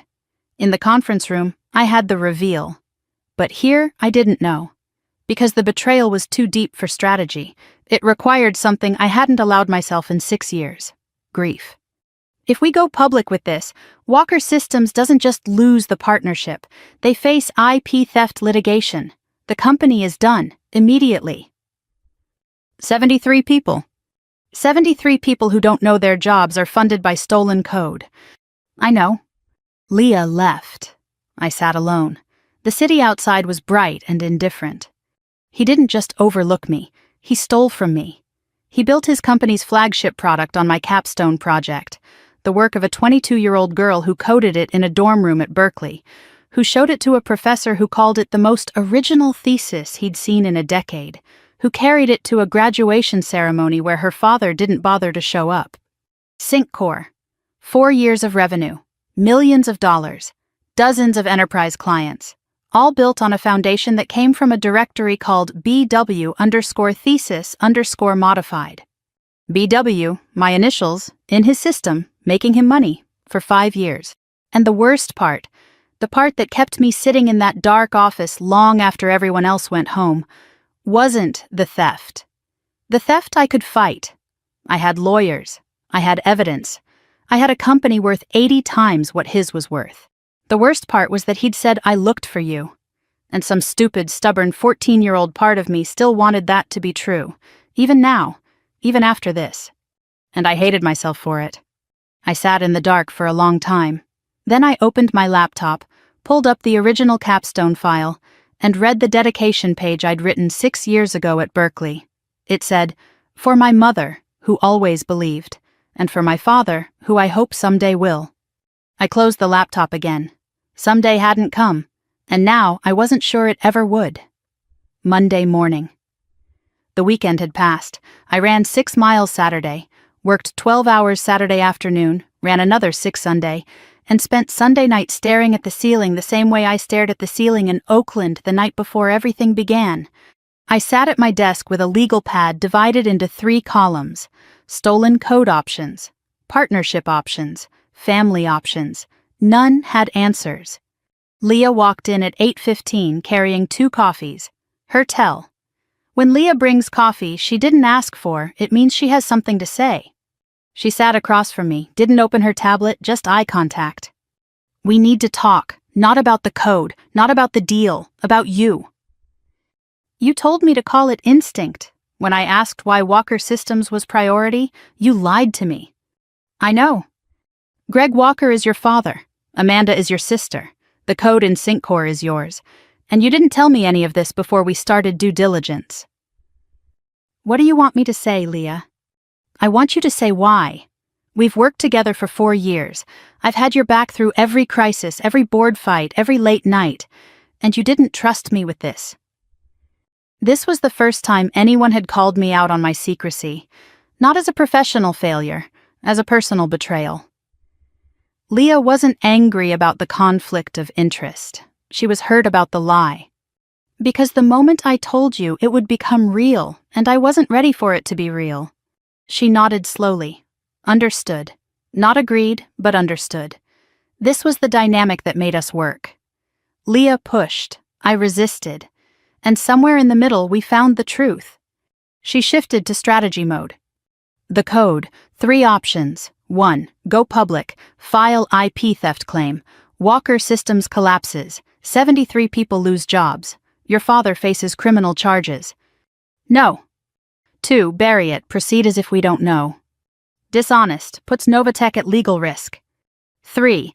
Hold the evidence. Don't go public. Don't bury it. Keep it as an asset we play only if we need to on our terms. This was why I trusted her. Leah mapped the terrain and let me navigate. 3. For now. For now. But Brittany, the board is going to ask questions soon, and I can't protect you from questions I don't have answers to. Amanda called Monday afternoon. She wanted dinner, just the 2 of us. No lawyers, no spreadsheets. Her tone was warm, sisterly, a tone I couldn't remember Amanda ever using with me. Amanda had never in my life asked me to dinner. Not for my birthday, not before Berkeley, not in 6 years. And now, 1 week after discovering her little sister was worth $4.5 billion, she wanted to be family. I said yes. Not because I believed her, because I wanted to see what she wanted. Tuesday evening, Zuni Cafe, Market Street. I arrived first, sat facing the door. Amanda arrived at 7:12, 12 minutes late, fresh blowout, red lipstick, cashmere sweater that cost more than my first month's rent in Oakland. performing casual elegance. We ordered. Wine for Amanda, water for me. I don't drink when I need to stay sharp. Small talk, forced, fragile. Then she put down her glass. Dad's been a wreck since the meeting. He barely sleeps. He called me at 3 a.m. Thursday night and just talked. About you. About when we were kids. About things I didn't even know he remembered. What things? The hackathon. The app you built when you were 14. He said he remembers you standing in the living room holding a laptop. My jaw tightened. He remembers, and he still turned away. He's a mess, Brittany. He knows he failed you. He doesn't know how to fix it. That's not why you're here. Slight flinch. What do you mean? You didn't call me for dinner to tell me Dad feels bad. You could have texted that. You're here because Walker Systems is dying and you need me to save it. You want me to sign the partnership. I want you to help us. That's what family does. Family. You didn't use that word when Dad said I'd never make it in tech. You didn't use it at Thanksgiving when he announced you were the future and I was the footnote. You didn't use it once in 6 years. We were kids. People say things. He wasn't a kid, Amanda. He was a father. And you had plenty of time to say something. You never did. Amanda's face hardened. The warm, sisterly mask slipped. Not all the way, but enough. Her voice dropped, the warmth replaced by something sharp. What do you want from me, Brittany? An apology? A trophy? You want me to say you were right and everyone else was wrong? Fine, you were right. You built a bigger company than Dad ever did. You're smarter than all of us. Congratulations. Is that enough? Can we move on now? I don't want a trophy. I want the truth about everything. Amanda's eyes flashed. The word everything landed differently. I was probing, seeing if she knew about the code. Her reaction, a microbeat of stillness, then deflection. The truth is that Dad is 60 years old, and his company is going to die without help. The truth is that you're the only person who can fix this, and you're making it about the past instead of the future. She didn't address everything. She redirected to the business case, the way Greg would. During the rest of dinner, I noticed something. Amanda checked her phone under the table 4 times. Each time she typed a quick response, her expression tightening before resettling into the casual mask. I didn't comment, I filed it. The dinner wound down. Amanda tried once more, reaching across to touch my wrist.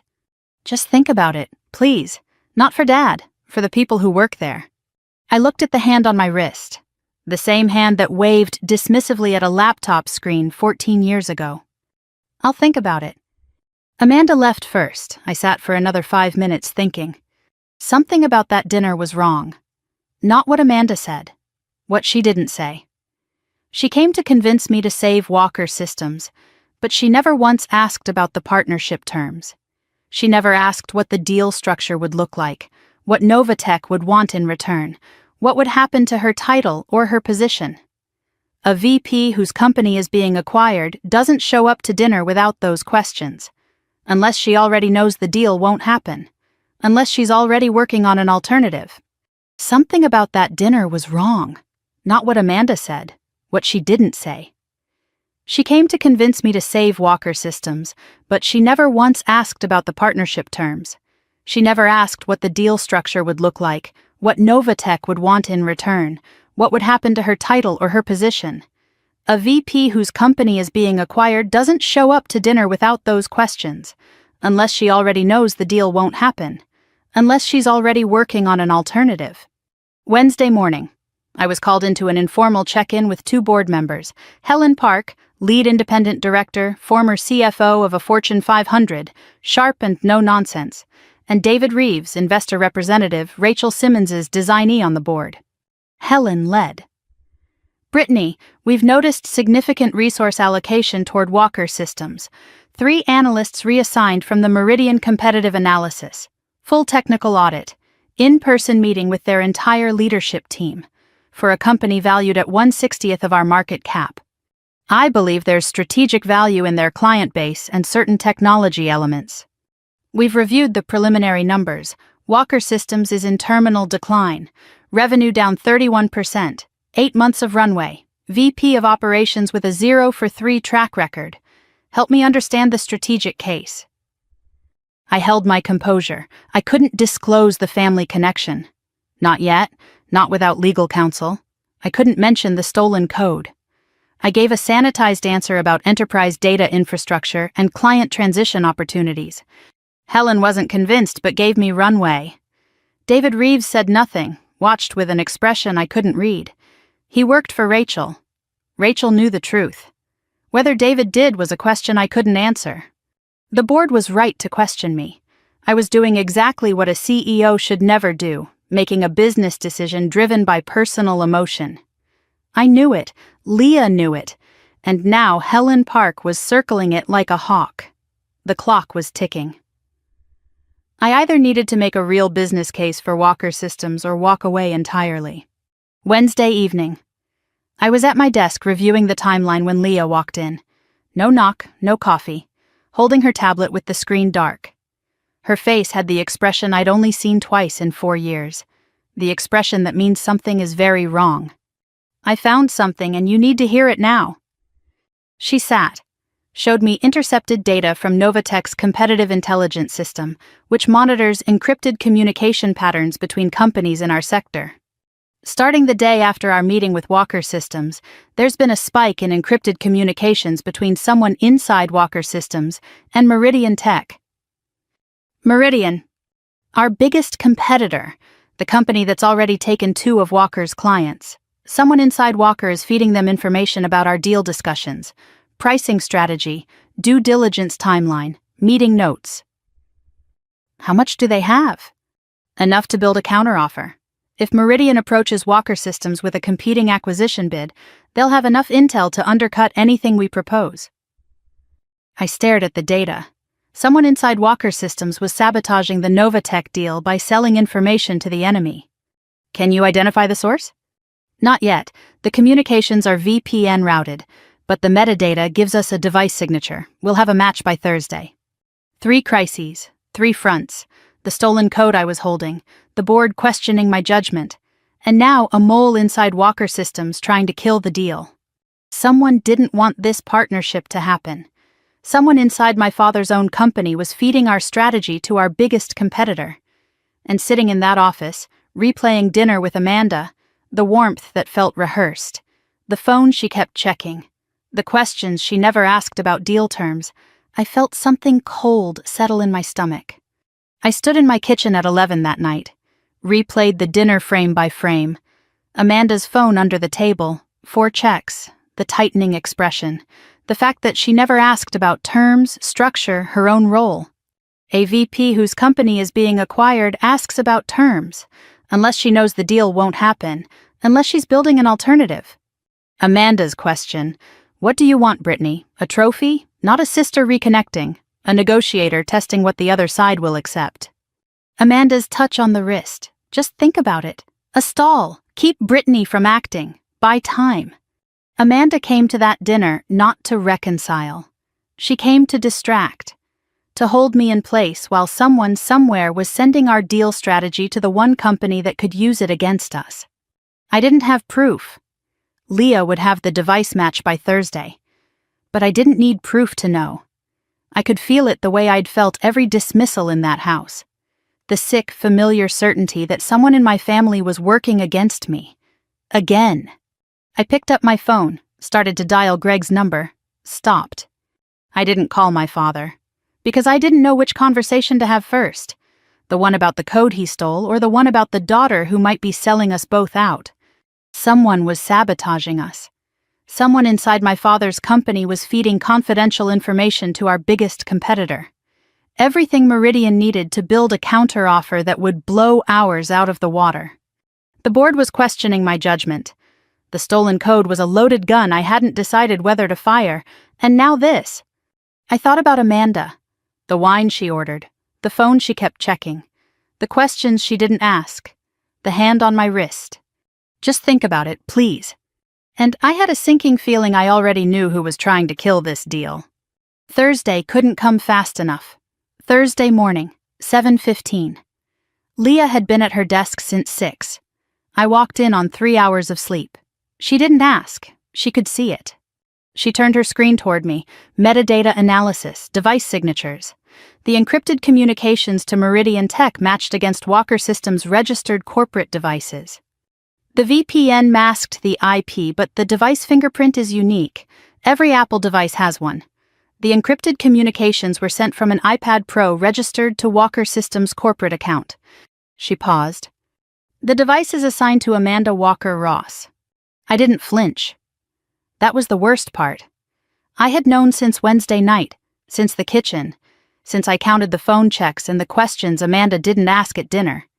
But knowing in your gut and seeing it on a screen are different things. The gut can be wrong. The gut can be paranoid, bitter, unfair. The screen doesn't lie. My sister had sat across from me at a restaurant, touched my wrist, said the word family, and then gone home and sent our deal strategy to Meridian Tech. Leah continued.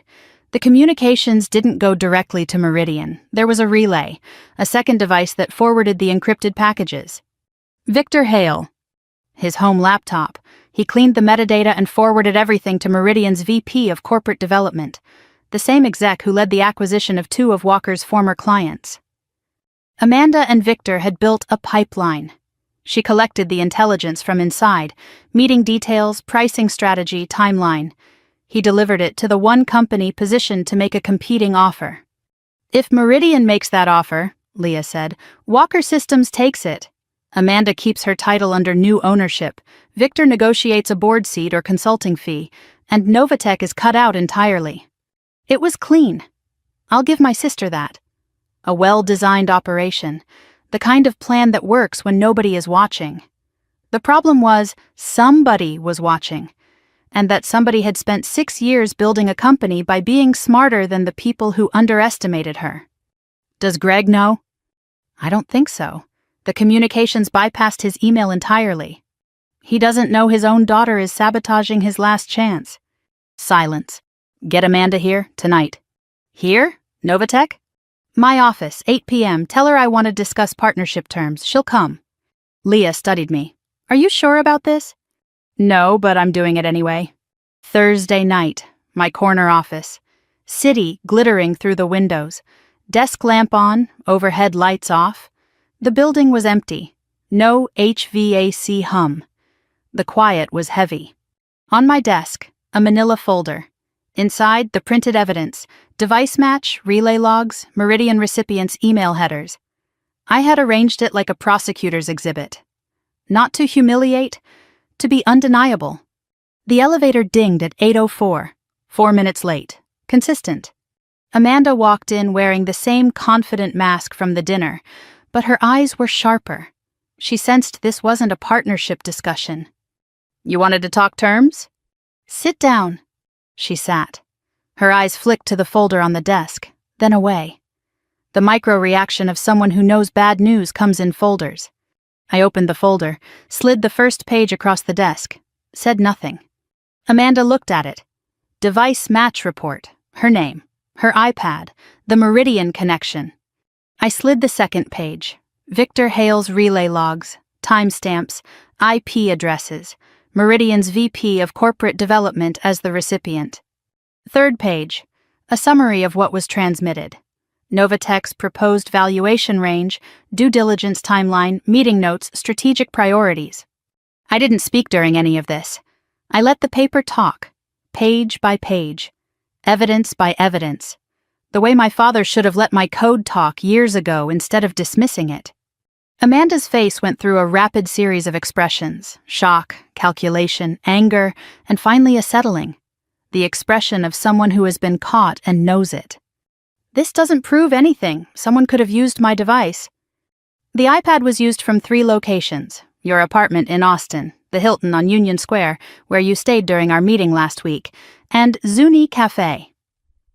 Zuni Cafe, Tuesday night dinner. Her mouth closed. You were texting Victor during our dinner, not your husband, Victor Hale, who was forwarding our strategy to Meridian in real time. Silence, 30 seconds, an eternity in a quiet room. Amanda's denial died. The mask didn't crack. It fell. Not gradually, all at once. Like a wall that had been holding back water for years. She put her face in her hands. Her shoulders shook. I thought she was going to cry. She did, but only for 10 seconds. Then the tears ignited into something else. Her head came up, face wet but eyes burning. When she spoke, her voice was raw. Not the polished Amanda. Not the dinner Amanda. This was the woman underneath all of those performances. And she was furious. You think you know what this was like? You think I did this because I'm jealous, because I'm petty? I think you... No, you're going to listen. For once in your life, you're going to sit there and listen to me. She stood, her chair scraped back. She was trembling, not with weakness, with pressure finally finding a way out. He put everything on me. Everything. The day you left, the day you packed a bag and disappeared, he walked into my room the next morning and said, "It's just us now. You're all I've got." I was 24 years old. And from that moment on, every single thing that happened at Walker Systems was mine to carry. Every quarter that missed projections, every client that left, every board meeting where Victor looked at me like I was a placeholder. Every time the numbers fell short, he didn't yell. He did something worse. He'd go quiet. He'd look at me with this disappointment, like I was proving that he'd bet on the wrong daughter. You gotta be free. You gotta disappear and build your own thing from scratch. You gotta fail in private. You gotta grow without anyone watching. I didn't get any of that. I was on stage every single day performing the role he wrote for me, knowing I wasn't good enough for it. Knowing that the real version of what Walker Systems needed was somewhere in California, building it better, building it bigger, building it without us. Her voice cracked, the fury faltered. What was underneath was worse. It was grief. I knew. She was quieter now, almost to herself. I always knew you were the smart one. Even when I called your app a cute hobby, I knew. I said it because Dad was standing right there, and saying what he wanted to hear was the only way I knew how to survive in that house. This landed on me like a physical blow. I expected denial, deflection, maybe anger. I didn't expect honesty. And I didn't expect Amanda to say the one thing she'd never said in 32 years. I knew you were better. She sat back down slowly, like the explosion had emptied her. I didn't want to destroy the deal. I just couldn't stand the idea of you saving us, of you being the one who fixes everything, of Dad looking at you the way he should have looked at you all along, and realizing that every year he spent watching me was a waste. It wasn't a waste, Amanda. Don't be kind to me right now. I don't deserve it. No, you don't, but I'm not being kind. I'm being honest. He broke both of us, just in different ways. Silence held. Two sisters across a desk, the evidence between them, the anger spent, the masks on the floor. For the first time in 32 years, nothing between us except the truth. What are you going to do? I haven't decided. If you go public with the leak, I'll face charges, corporate espionage, maybe criminal. I know. Will you? I looked at Amanda, really looked. Past the blown-out hair and the cashmere and the performance. I saw what I didn't see at the dinner. Exhaustion. Not from a bad week. From a lifetime of being someone else's answer to a question they never should have asked. I saw two things at once. The woman who had betrayed me, who smiled at me over wine and sent our secrets to our enemy under the table. And the girl who had been locked in a glass case labeled Golden Child and told to perform perfection every day while our father watched and waited for her to fail. I was the daughter he ignored. Amanda was the daughter he crushed with attention. We were both his casualties. He just used different weapons. I'm not trying to be right, Amanda. I'm trying to save 73 people. Long pause. I know. That's what makes it worse. Amanda left. I sat alone. The manila folder was still open on the desk. The evidence pages spread like an autopsy. I picked up my phone, held it for a full minute before dialing. 3 rings, Greg answered. His voice was tired. The voice of a man who hadn't slept well in a week. Brittany? I know about Amanda. I know she's been communicating with Meridian Tech. I know Victor Hale is the intermediary. I know they've been feeding our deal strategy to your biggest competitor since the day after our meeting. Long exhale. Amanda, are you sure? I have the device logs, the relay chain, and the recipient at Meridian. Yes, I'm sure. Silence. I could hear him breathing, shallow, unsteady. And I know about the code, Dad. The word Dad came out before I planned it. I hadn't called him that since the conference room. It caught both of us. SyncCore, BW_thesis_modified. My capstone project, my architecture, my code, the work you told me I wasn't capable of, running your company for 5 years. Silence. I counted. 1 Mississippi, 2 Mississippi, 3. I got to 11 before he spoke. I'm losing everything, both daughters, the company, everything. You didn't lose us, Dad. You pushed us away. There's a difference. Brittany, please, whatever you decide about the partnership, about the code, about Amanda, I'll accept it. I don't have the right to ask for anything. No, you don't. I hung up, put the phone face down on the desk, sat with my hands flat on the surface. I'm losing everything. He said it like a man who had just realized the house was on fire. But the house had been burning for years. He just hadn't been standing close enough to feel the heat. Friday morning. Dawn. I hadn't gone home. Second time this month.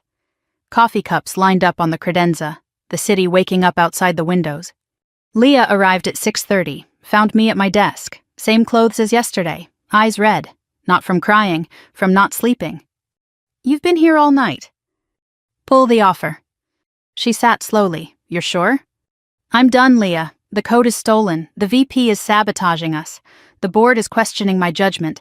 The CEO is my father who can't decide if he's sorry or just desperate. There's nothing here to save. There are 73 people. I know, and I can't save them by setting myself on fire. She nodded, didn't argue. She'd watched me carry this for 2 weeks. She knew when the weight exceeded the capacity. I'll draft the withdrawal letter. Thank you. She left.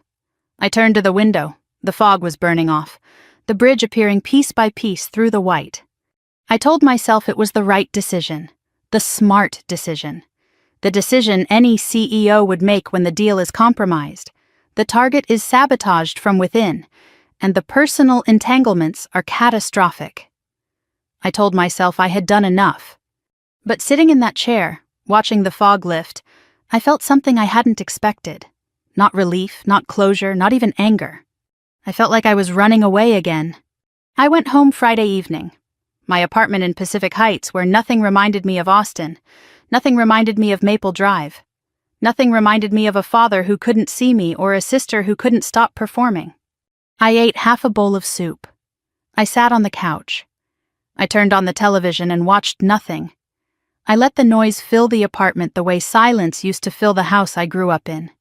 At 10:37 that night, someone knocked on my door. Not Leah.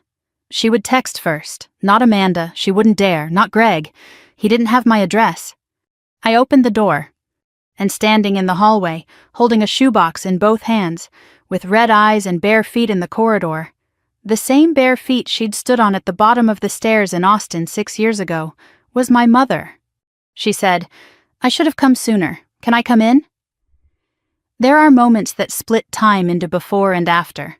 The laptop in the living room, the graduation chair, the parking garage, the conference room reveal. This was the last one. My mother stood in the hallway holding a shoebox in both hands. Bare feet on the corridor carpet. Hair gray now. Cardigan over a blouse, no jacket. She had left Austin in a hurry. The shoebox was old, faded, one corner crushed. She held it the way you hold something that matters more than anything else you own. Red eyes, but she wasn't crying. She was past crying. I should have come sooner. Can I come in? I stepped aside. Her feet were cold on the hardwood. I saw the goosebumps on her ankles.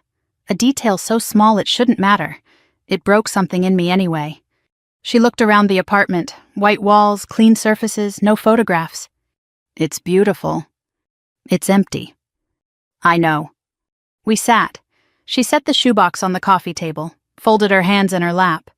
The posture of a woman who learned to take up as little space as possible. How did you find my address?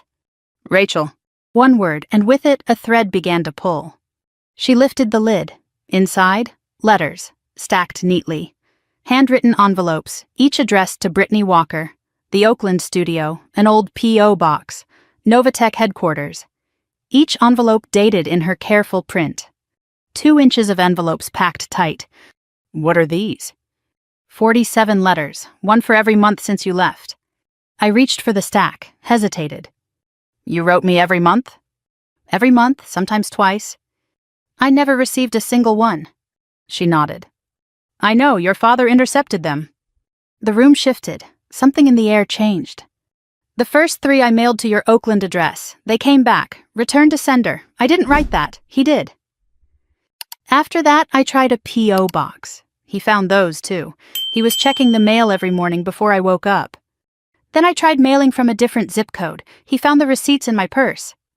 Her voice didn't shake. The measured calm of a woman who learned to deliver devastating information without triggering the person she was married to. He didn't scream. He just said, "She left. Let her go." And he took the letters. Every single one. For 6 years. Where were they? His desk, bottom drawer, locked. I found them 3 weeks ago. 47 letters. 6 years. Every month, my mother sat down at the kitchen table in Austin and wrote to a daughter who never wrote back. Not because I didn't want to. Because her husband was standing at the mailbox every morning, erasing her from my life one envelope at a time. I opened the first letter. June 16th, 2019, the day after I left. My darling Brittany, you left last night. I stood at the bottom of the stairs and watched you go. I wanted to stop you, but you needed to leave, and I needed to let you. I'm so proud of you. I have always been proud of you, even when I was quiet, especially when I was quiet. That last line, the callback across 7 chapters. It landed like a bell tolling. She had written it the morning after I left, before Novatech, before any of it. She had known I was special when I was just a girl with a suitcase and a broken heart. I opened another, September 2021. Inside, a newspaper clipping. Novatech Industries secures Series B funding. She had circled it and written, "That's my daughter." Another March 2023 Forbes 30 Under 30. She wrote, "I showed this to the lady at the grocery store. She probably thought I was crazy." 47 letters. 6 years. Every month, my mother sat down at the kitchen table in Austin and wrote to a daughter who never wrote back. Not because I didn't want to. Because her husband was standing at the mailbox every morning, erasing her from my life one envelope at a time. She had been my audience for 6 years, and I never knew. Beneath the letters at the bottom of the shoebox, a USB drive. Blue, no label. There's something else you need to know. She held it between her thumb and forefinger. Such a small thing. Light enough to lose in a pocket. Heavy enough to change everything. The night before your graduation, you fell asleep at your desk. Your laptop was open. Your capstone project was on the screen. I went still. I didn't understand most of it. The code, the diagrams. But I read what your professor wrote. He said it was the most original work he'd seen in 10 years. I knew it was special. The same way I felt it when you showed me that app at 14, the one your father looked at for 4 seconds. I didn't know what I was looking at, but I knew it mattered. So I copied it. The whole project folder. I had a feeling I should keep it somewhere he couldn't reach it. After you left, when Syncor started making money, and everyone at Walker Systems was talking about this breakthrough architecture, I looked at the USB drive. I didn't understand the code, but I understood the file names. I saw the structure, and I saw the same structure in the Syncor marketing materials your father was so proud of. She looked directly at me. I've known for 4 years, baby. I knew he took your work. I kept the evidence. Why didn't you tell me? Because the letters weren't reaching you. Because every time I tried to reach you, he blocked me. And because I was afraid that if I told you before you were ready, it would destroy you. You were building something. I couldn't let his theft be the thing that stopped you. My mother, the woman who gripped a chair and said nothing at Thanksgiving, who whispered in kitchens and stood barefoot at the bottom of stairs. She had been holding a bomb for 4 years. She had sat across the dinner table from my father, watched him take credit for stolen code, and said nothing. Not because she was weak, because she was waiting. Waiting for the right moment. Waiting for me to be strong enough to hear it. I had one more question. The one I'd been holding since Oakland, since I opened an envelope and found $400 and a business card for a woman I'd never heard of. The envelope, the $400, Rachel Simmons. How did you know an angel investor in Palo Alto? She smiled.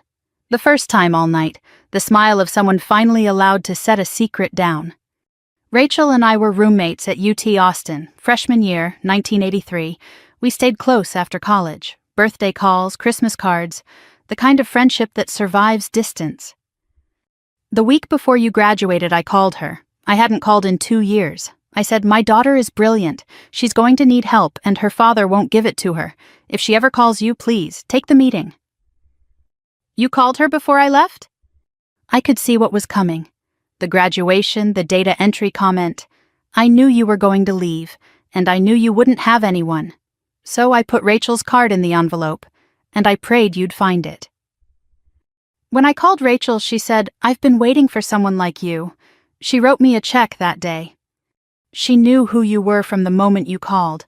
I told her everything. Your coding, your projects, your capstone. She wasn't waiting for someone like you. She was waiting for you. The condition, don't use your last name. Rachel's idea, to protect you from being dismissed as Greg Walker's daughter, from the name being a ceiling instead of a floor. Novatech, $4.5 billion, 312 employees, Forbes 30 under 30, the company I called self-made. And it started with a phone call from a mother in Austin to a college roommate in Palo Alto, made from a kitchen phone while my father was at work, a week before my world fell apart. I was never self-made, I was mother-made, and she never told me. She never took credit. She never said, I'm the reason Rachel answered your call. She just let me believe it was mine. I set the USB drive on the table, next to the 47 letters, next to the Forbes clipping with That's My Daughter, next to the first letter with Especially when I was quiet. And then I cried. Not gracefully. Not a single dignified tear rolling down a composed face. I cried the way people cry when they've been holding a wall upright for 6 years and someone finally says, you can put it down. I sat on my couch in my empty apartment and I cried so hard my ribs hurt. I cried for the 14-year-old holding a laptop. I cried for the girl who put the Berkeley letter back in her pocket. I cried for the woman in the parking garage who broke for 10 minutes and never let herself break again. I cried for the 6 years I thought I was alone, and I cried because I wasn't. I was never alone. My mother had been there every single day, in letters I never read, in phone calls I never knew about, in a business card tucked into an envelope, in a USB drive hidden in a shoebox. She had been fighting for me from the shadows, and the only thing she asked in return was to be let through the door. She didn't hug me immediately. She waited. She let me cry. She had spent 30 years in a house where showing emotion was treated as weakness, and she knew the difference between comforting someone and interrupting their healing.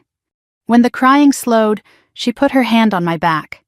One hand, palm flat, between the shoulder blades. The gesture of a mother who has held this particular daughter in this particular way since she was small enough to carry.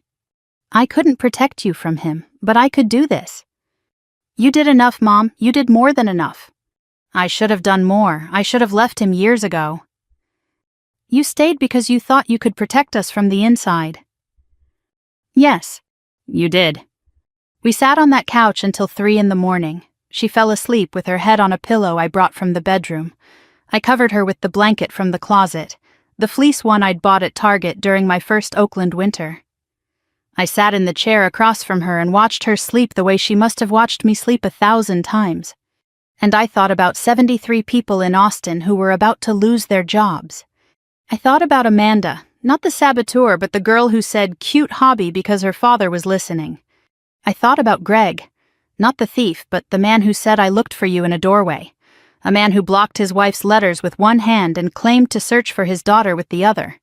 And I thought about my mother, who had spent 6 years writing letters that were stolen, making phone calls that were secret, and keeping evidence that was dangerous.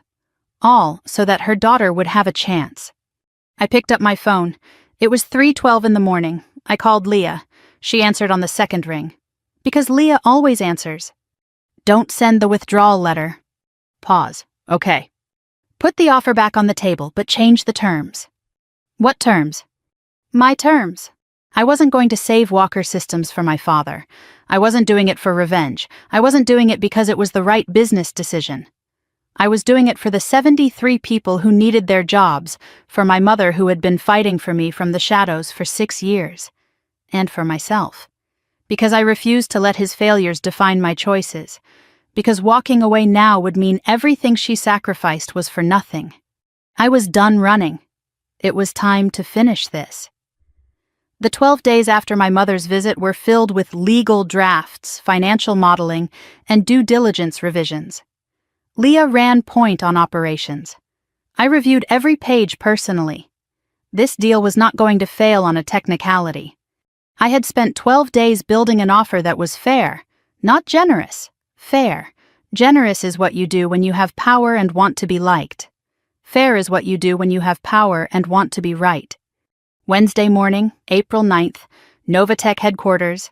The large conference room with the walnut table and floor-to-ceiling windows facing the Bay Bridge. The room we use for signings, not pitches. I arrived at 7, 2 hours early.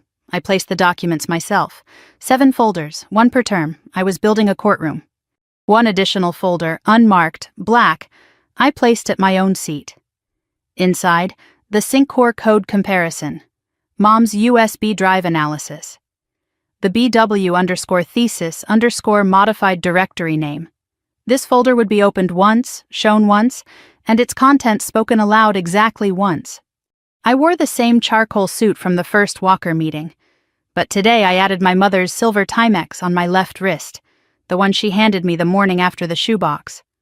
On my right, the TAG Heuer I bought after the Series B. 2 watches, 2 women. Leah arrived at 7:30. You ready? I've been ready for 6 years. That's not what I asked. No, I'm not ready, but I'm doing it anyway. 9 o'clock. The Walker contingent arrived. Greg, Amanda, Victor Hale, their counsel. On our side, me, Leah, Helen Park from the board, and James Okafor, our general counsel. I sat at the head, Greg at the far end, Amanda to his left, Victor to his right, the same distance as 3 weeks ago but reversed. In that room, Greg walked in not knowing his daughter was at the other end. Today, he knew. No small talk, no coffee. This was a closing, not a negotiation.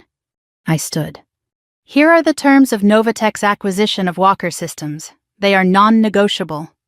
Term 1. Novatech will acquire 100% of Walker Systems at fair market value, plus a 12% goodwill premium. This values the company above what any other bidder would offer, including Meridian Tech. The mention of Meridian landed like a stone. Amanda's face went white. Victor's jaw tightened. Term 2. All 73 current employees will be retained. No layoffs for 24 months. Term 3. The Walker Systems brand will continue as a subsidiary. Clients will experience continuity. Term 4. Greg Walker will retire from all operational and advisory roles, effective upon signing. He will retain the honorific title of Founder Emeritus, no operational authority, no board seat. Greg nodded. His hands were flat on the table. Term 5. Amanda Walker Ross will step down as VP of Operations, effective upon signing. Amanda stiffened. I paused, then added, Amanda will be offered a 12-month advisory consultancy at her current compensation, with the option to transition to a permanent role if she chooses. This is an offer, not a requirement. Amanda's eyes widened. She expected termination. She expected punishment. She got a choice. For 1 second, we made eye contact across the table. Not warmth, not forgiveness, recognition. Term 6. I opened the black folder, took out 2 pages. Syncor, the flagship product of Walker Systems, is built on a code base that matches 87% of a capstone project submitted to the University of California, Berkeley, in June of 2019. The project was authored by Brittany Ann Walker. The directory in Walker Systems server is labeled BW_thesis_modified. The code was imported in August of 2019, 3 months after the original author left the Walker household. Silence. Absolute silence. Helen Park's pen stopped moving. I want you to know that I know. Every line, every function, my architecture, my optimization pathways, my code, the work you said I wasn't capable of, running your company for 5 years. I looked at my father. And I'm still choosing to proceed with this acquisition, not because you deserve it, because it's the right thing to do. I watched his face as the weight arrived, not shock. He already knew. What hit him was that I knew and I was still here. I hadn't used it to destroy him. I'd used it to show him the difference between revenge and justice. Term 7. Syncor will be rebuilt from the ground up under Novatech's technical direction. The new architecture will be original. A full IP audit will ensure no further misappropriation exists. These are the terms. Victor Hale spoke for the first time. This is extortion. You're using a questionable code comparison to force terms that strip the board of any oversight. Mr. Hale. I said his name the way a judge says a defendant's name. On March 19th, the day after our initial meeting, encrypted communications began between a device registered to Walker Systems and the VP of Corporate Development at Meridian Tech. Those communications contained Novatech's proposed valuation range, due diligence timeline, and strategic priorities. The device was registered to Amanda Walker Ross. The relay was routed through a laptop on your home network. Victor's face went gray. You served as the intermediary in a corporate espionage operation designed to funnel our deal strategy to a competitor. Your continued presence in this room is not something I'm willing to accommodate. Victor looked at Greg. Greg stared at the table. Are you going to let her... Greg, very quiet. Victor, stop. Victor stood, gathered his folder, walked to the door, stopped, turned, saw Leah holding a second folder with the full communication logs. He closed his mouth and left. Victor Hale was the only person who left that room without being offered a second chance, because he was the only person who had never been a victim. He was an opportunist, and opportunists don't get grace. They get consequences. The room resettled. Amanda hadn't spoken since term 5. She looked at Greg. Greg looked at her. Take the deal, Dad. 4 words. The most important 4 words Amanda had ever spoken. 3 weeks ago, she would rather have watched the company burn than let me save it. Now she was telling our father to let me do exactly that. Greg looked at Amanda for a long time. He was seeing both daughters in the same frame for the first time. The one he dismissed and the one he crushed. Both wounded, both present, both asking him to do the only thing he had left to do. He picked up the pen, signed. He signed his name the way he used to sign my report cards, quickly, without looking at the page. But this time, I think he knew exactly what he was signing. The company he built on code he stole, to the daughter he stole it from, on terms set by a woman he once said wasn't good enough for tech. The pen touched the page for 3 seconds. And in those 3 seconds, 30 years of Walker family history was rewritten. The room emptied. Amanda left first. She looked at me as she passed but didn't speak. I nodded. Later. Not now. Helen Park shook my hand. Leah collected the folders. Greg remained seated at the far end of the table. He hadn't moved. I asked Leah to give us the room. She hesitated. She knew what this conversation would cost me. She nodded and left. Father, daughter, the Bay Bridge through the windows. I need to tell you something, not because you asked, because I should have told you years ago. I waited. I used your code. I knew what I was doing. After you left, I found your capstone project on the old ThinkPad in your room. I showed it to our lead developer. He said it was years ahead of anything Walker Systems had. I told him to use it. I told myself it was just a student project, that you'd never know, that it was just sitting there, unused. But I knew whose work it was. And I knew the girl who wrote it was somewhere in California, eating ramen, trying to build something from nothing while I was building my company on her work. He stopped, looked at his hands. I don't know when it started, the lying to myself. Maybe it was the moment you showed me that app at 14, and I felt something I didn't expect. I felt afraid, because my daughter was smarter than me, and instead of being proud, I was threatened. He said the word threatened. I had waited 14 years to hear my father say one honest thing about why he treated me the way he did. And there it was. Not cruelty, not indifference. Fear. I don't deserve your help. No, you don't. But the people who work for you do.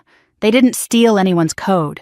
They didn't intercept anyone's letters. They didn't tell their daughter she wasn't good enough. 73 people. That's who I did this for. And your mother? Yes, and Mom? His voice broke. Your mother never stopped believing in you.